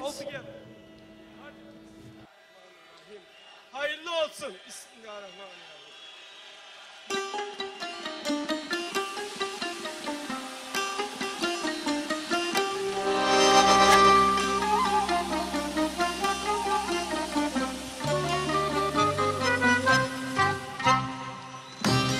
Ayrılık Çeşme Kazlı Çeşme arası 16 dakika. 60 minutes Ve from Arlik Çeşme. Üsküdar Sirkeci arası 4 dakika. Hoş geldin Marmaray. Hayırlı olsun İstanbul. Hayırlı olsun Türkiye. Istanbul and Turkey. Cumhuriyetimizin 90. yılında hoş geldin Marmaray. Hayırlı olsun İstanbul. On the 19th anniversary of our republic. All the best to Istanbul and Turkey. Bir hayal gerçek oldu. Hoş geldin A Marmaray. dream has come true. Welcome Marmaray.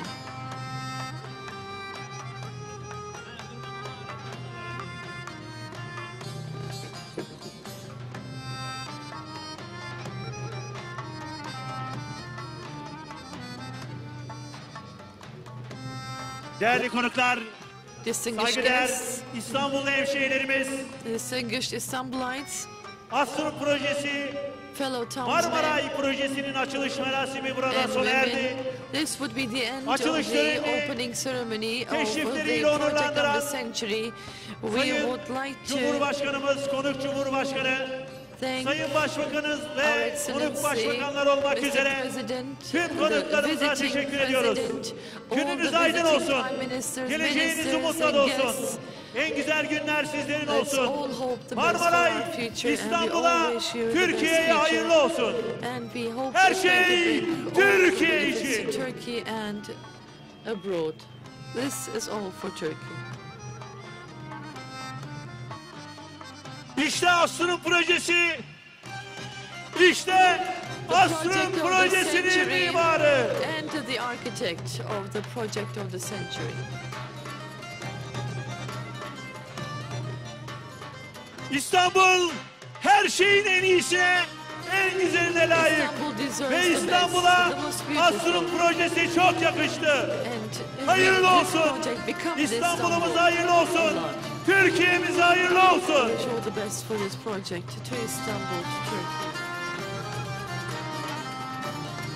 Birliğimiz, beraberliğimiz, kardeşliğimiz daim olsun. Let our unity, our solidarity, our fraternity. Ve törene katıldığınız için teşekkürler İstanbul. Thank you all for taking part in this ceremony.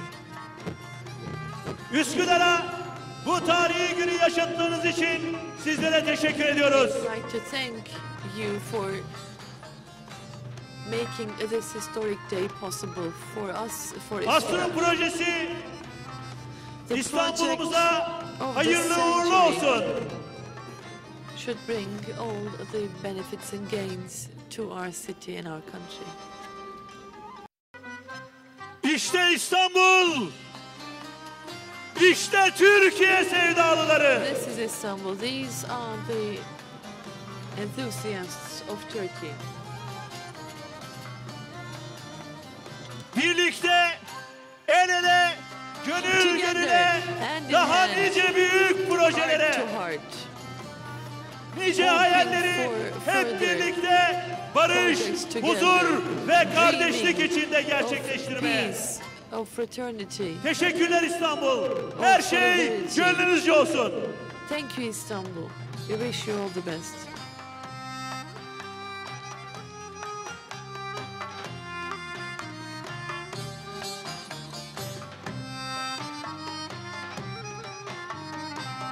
Sayın Cumhurbaşkanımıza teşekkür ediyoruz. Asrın projesini İstanbul'a katan Asrın liderine teşekkür ediyoruz. Ulaştırma, Denizcilik ve Haberleşme Bakanımıza teşekkür ediyoruz. Emeği geçen herkese teşekkür ediyoruz. Teşekkürler İstanbul. Ve bu proje İstanbul'a çok yakıştı. Hayırlı olsun. Türkiye'ye hayırlı olsun. We wish it all the best. We wish Turkey all the best with this project. Çok teşekkür ediyor. Hayırlı akşamlar diliyoruz. Thank you and all have a good evening.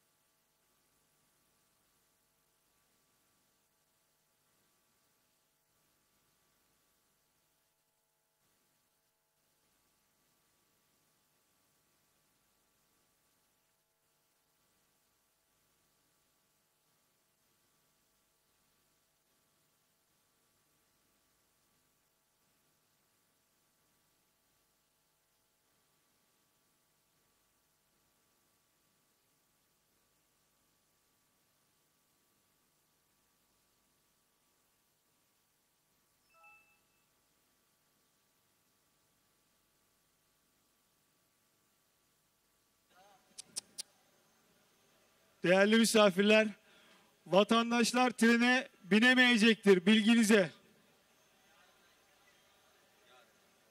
Vatandaşlar bugün trene binemeyecektir, bilginize.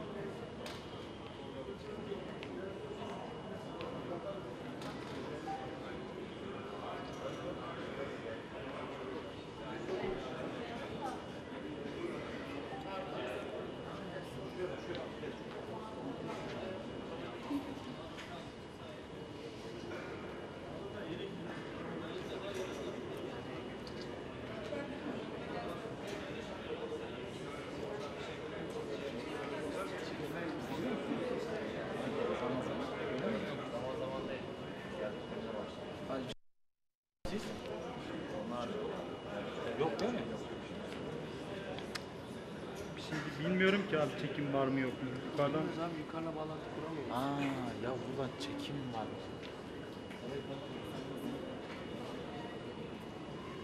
Sercan nerede? Sercan şu. Uçarak aşağı aşağı var ya.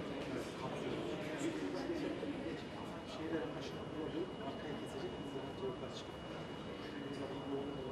Arkasını yanacak. Merdivenlerin aşağısına duracak.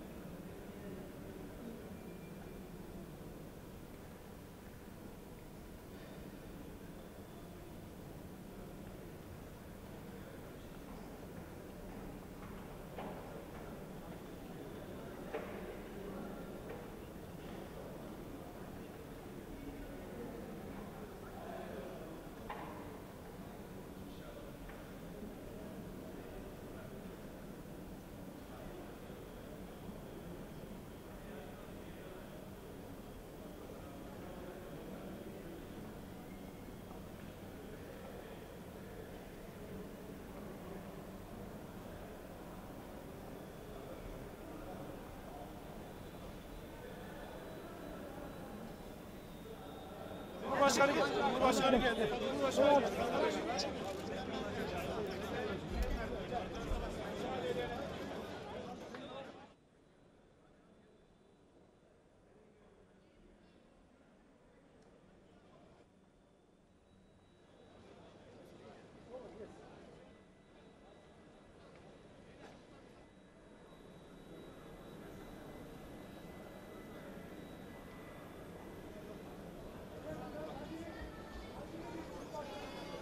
Kaptını alacağız, kaptını.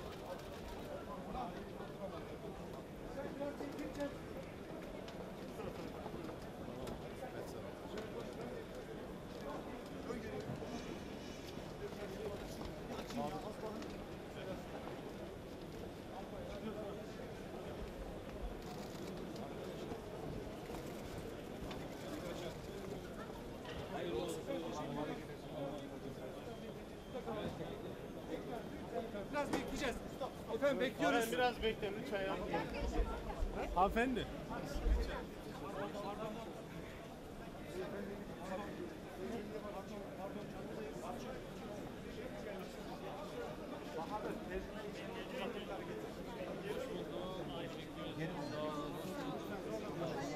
Hoş bulduklar sevgilim. 2 dakika. Hadi. Eğer bu şeyleri yapan hanımefendi, buradaki işlemeleri.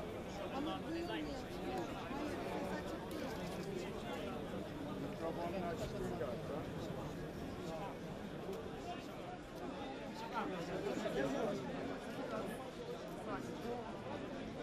Ben bağırarak konuşayım en iyisi. Öyle yap. Güzel Şu anda öyle. bir şey duymuyorum. Tamam.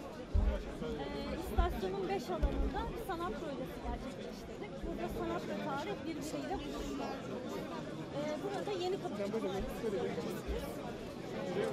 Şöyle yaklaşalım yanına. Tabii ki. Burada Efendim lütfen.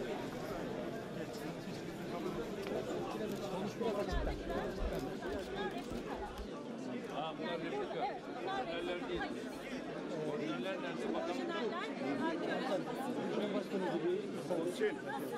Mikrofonu yapsınlar ya. Geç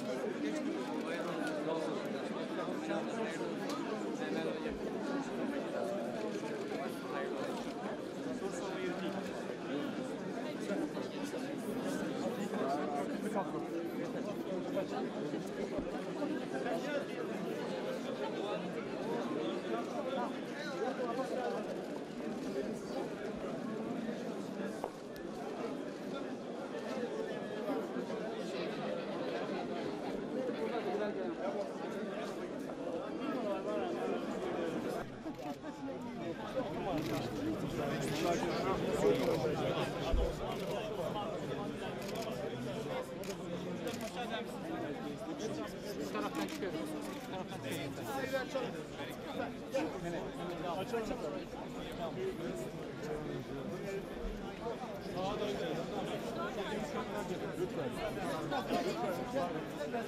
Mehmet beni takip et abi. Tamam. Geri çalışalım lütfen. Geri çalışalım. Lütfen. Lütfen. Lütfen.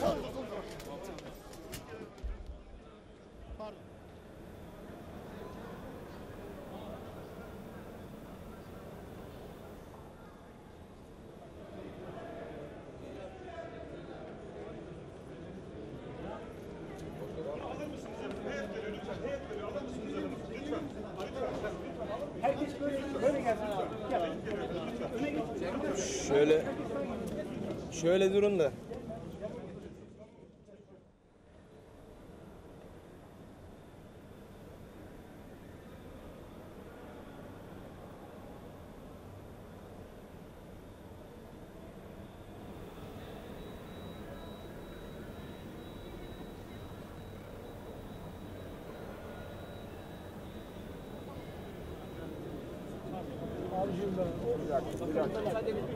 Şöyle.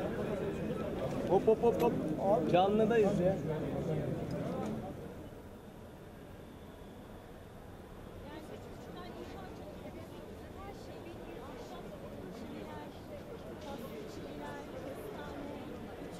Parça, her şey birebir. yaklaşık 5 yıllık replika yaptık ve bunu cam deniz üzerinde sergiledik. Sıcak cam tek tek el imalatı.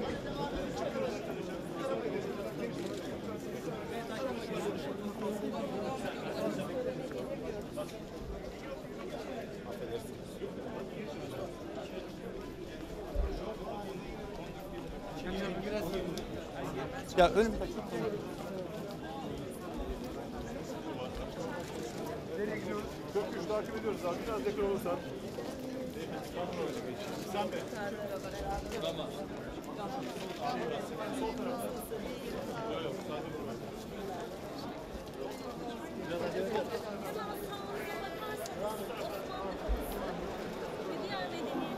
Devam et. Anladım, devam et. Sorun yok. Sağ ol, sağ ol. Buyurun efendim. Sayın Bakan. Biraz geniş. Please. Turnike var efendim. Kemal Açıldı. Tamam. Sağ taraftan gidiyoruz.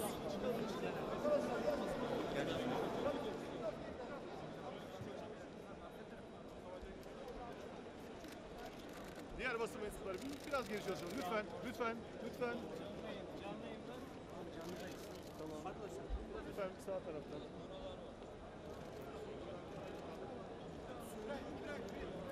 Geniş.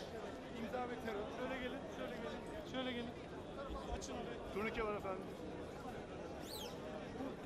Yavaş, yavaş, yavaş. Burada bir resim var. Ne diyelim? Canlıdayız. İslam'ım.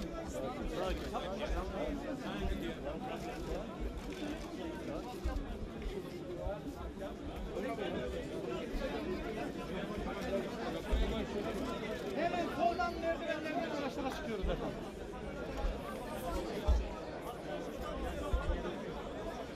Fatih merdiven.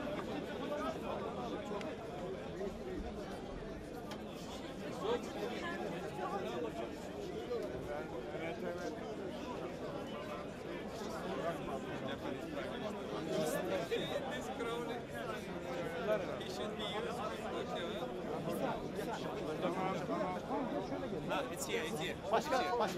Başkan.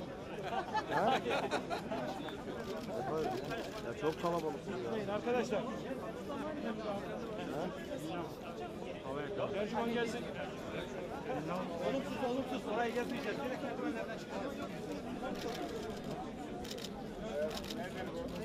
Binali, nereye imza atılacak? Nerede?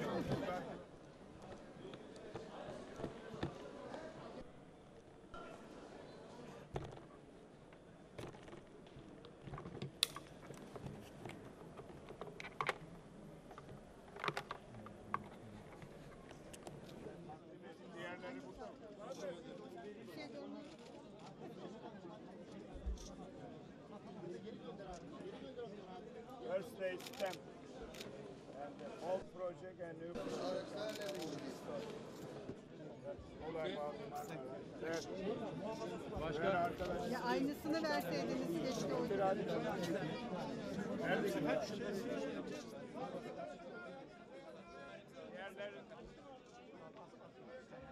İmza açacağız.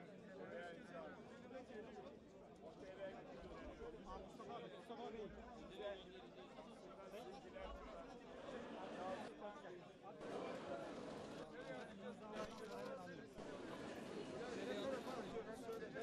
Bilal Bey sizi karşıya alalım efendim. Sizi karşıya alalım.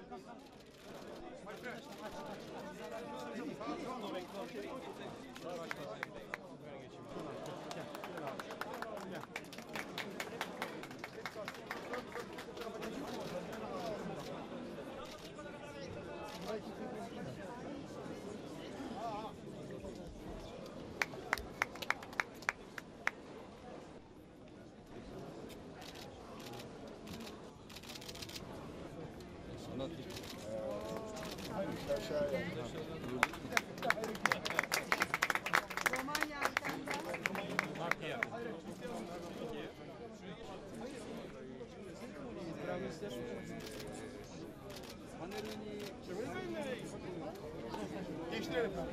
Sayın Başbakan bu tarafa doğru efendim. Sayın Başbakanım. Cemil Beyler.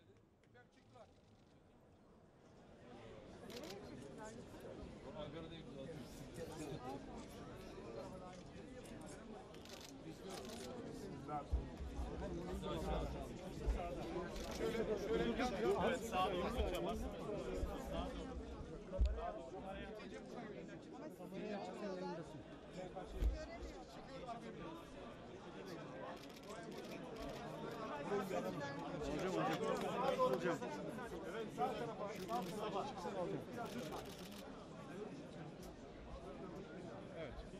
Evet, teşekkür ederiz. Evet arkadaşlar. Vali Bey nerede? Sayın Vali. Buraya özel gelecek. Vali İstanbul Vali. Hadi çıkalım. Bir dakika geliyorum.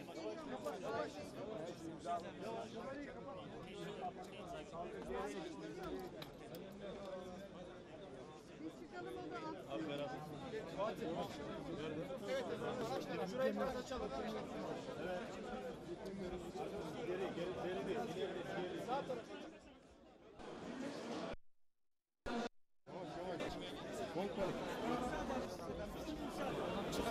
Zorlamayalım efendim, zorlamayalım.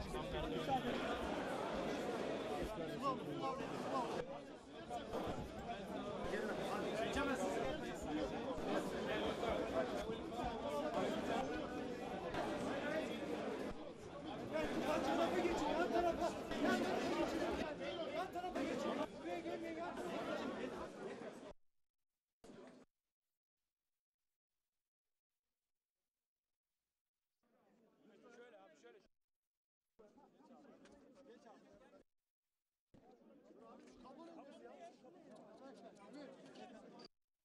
İn aşağı sen, şuradan in aşağı.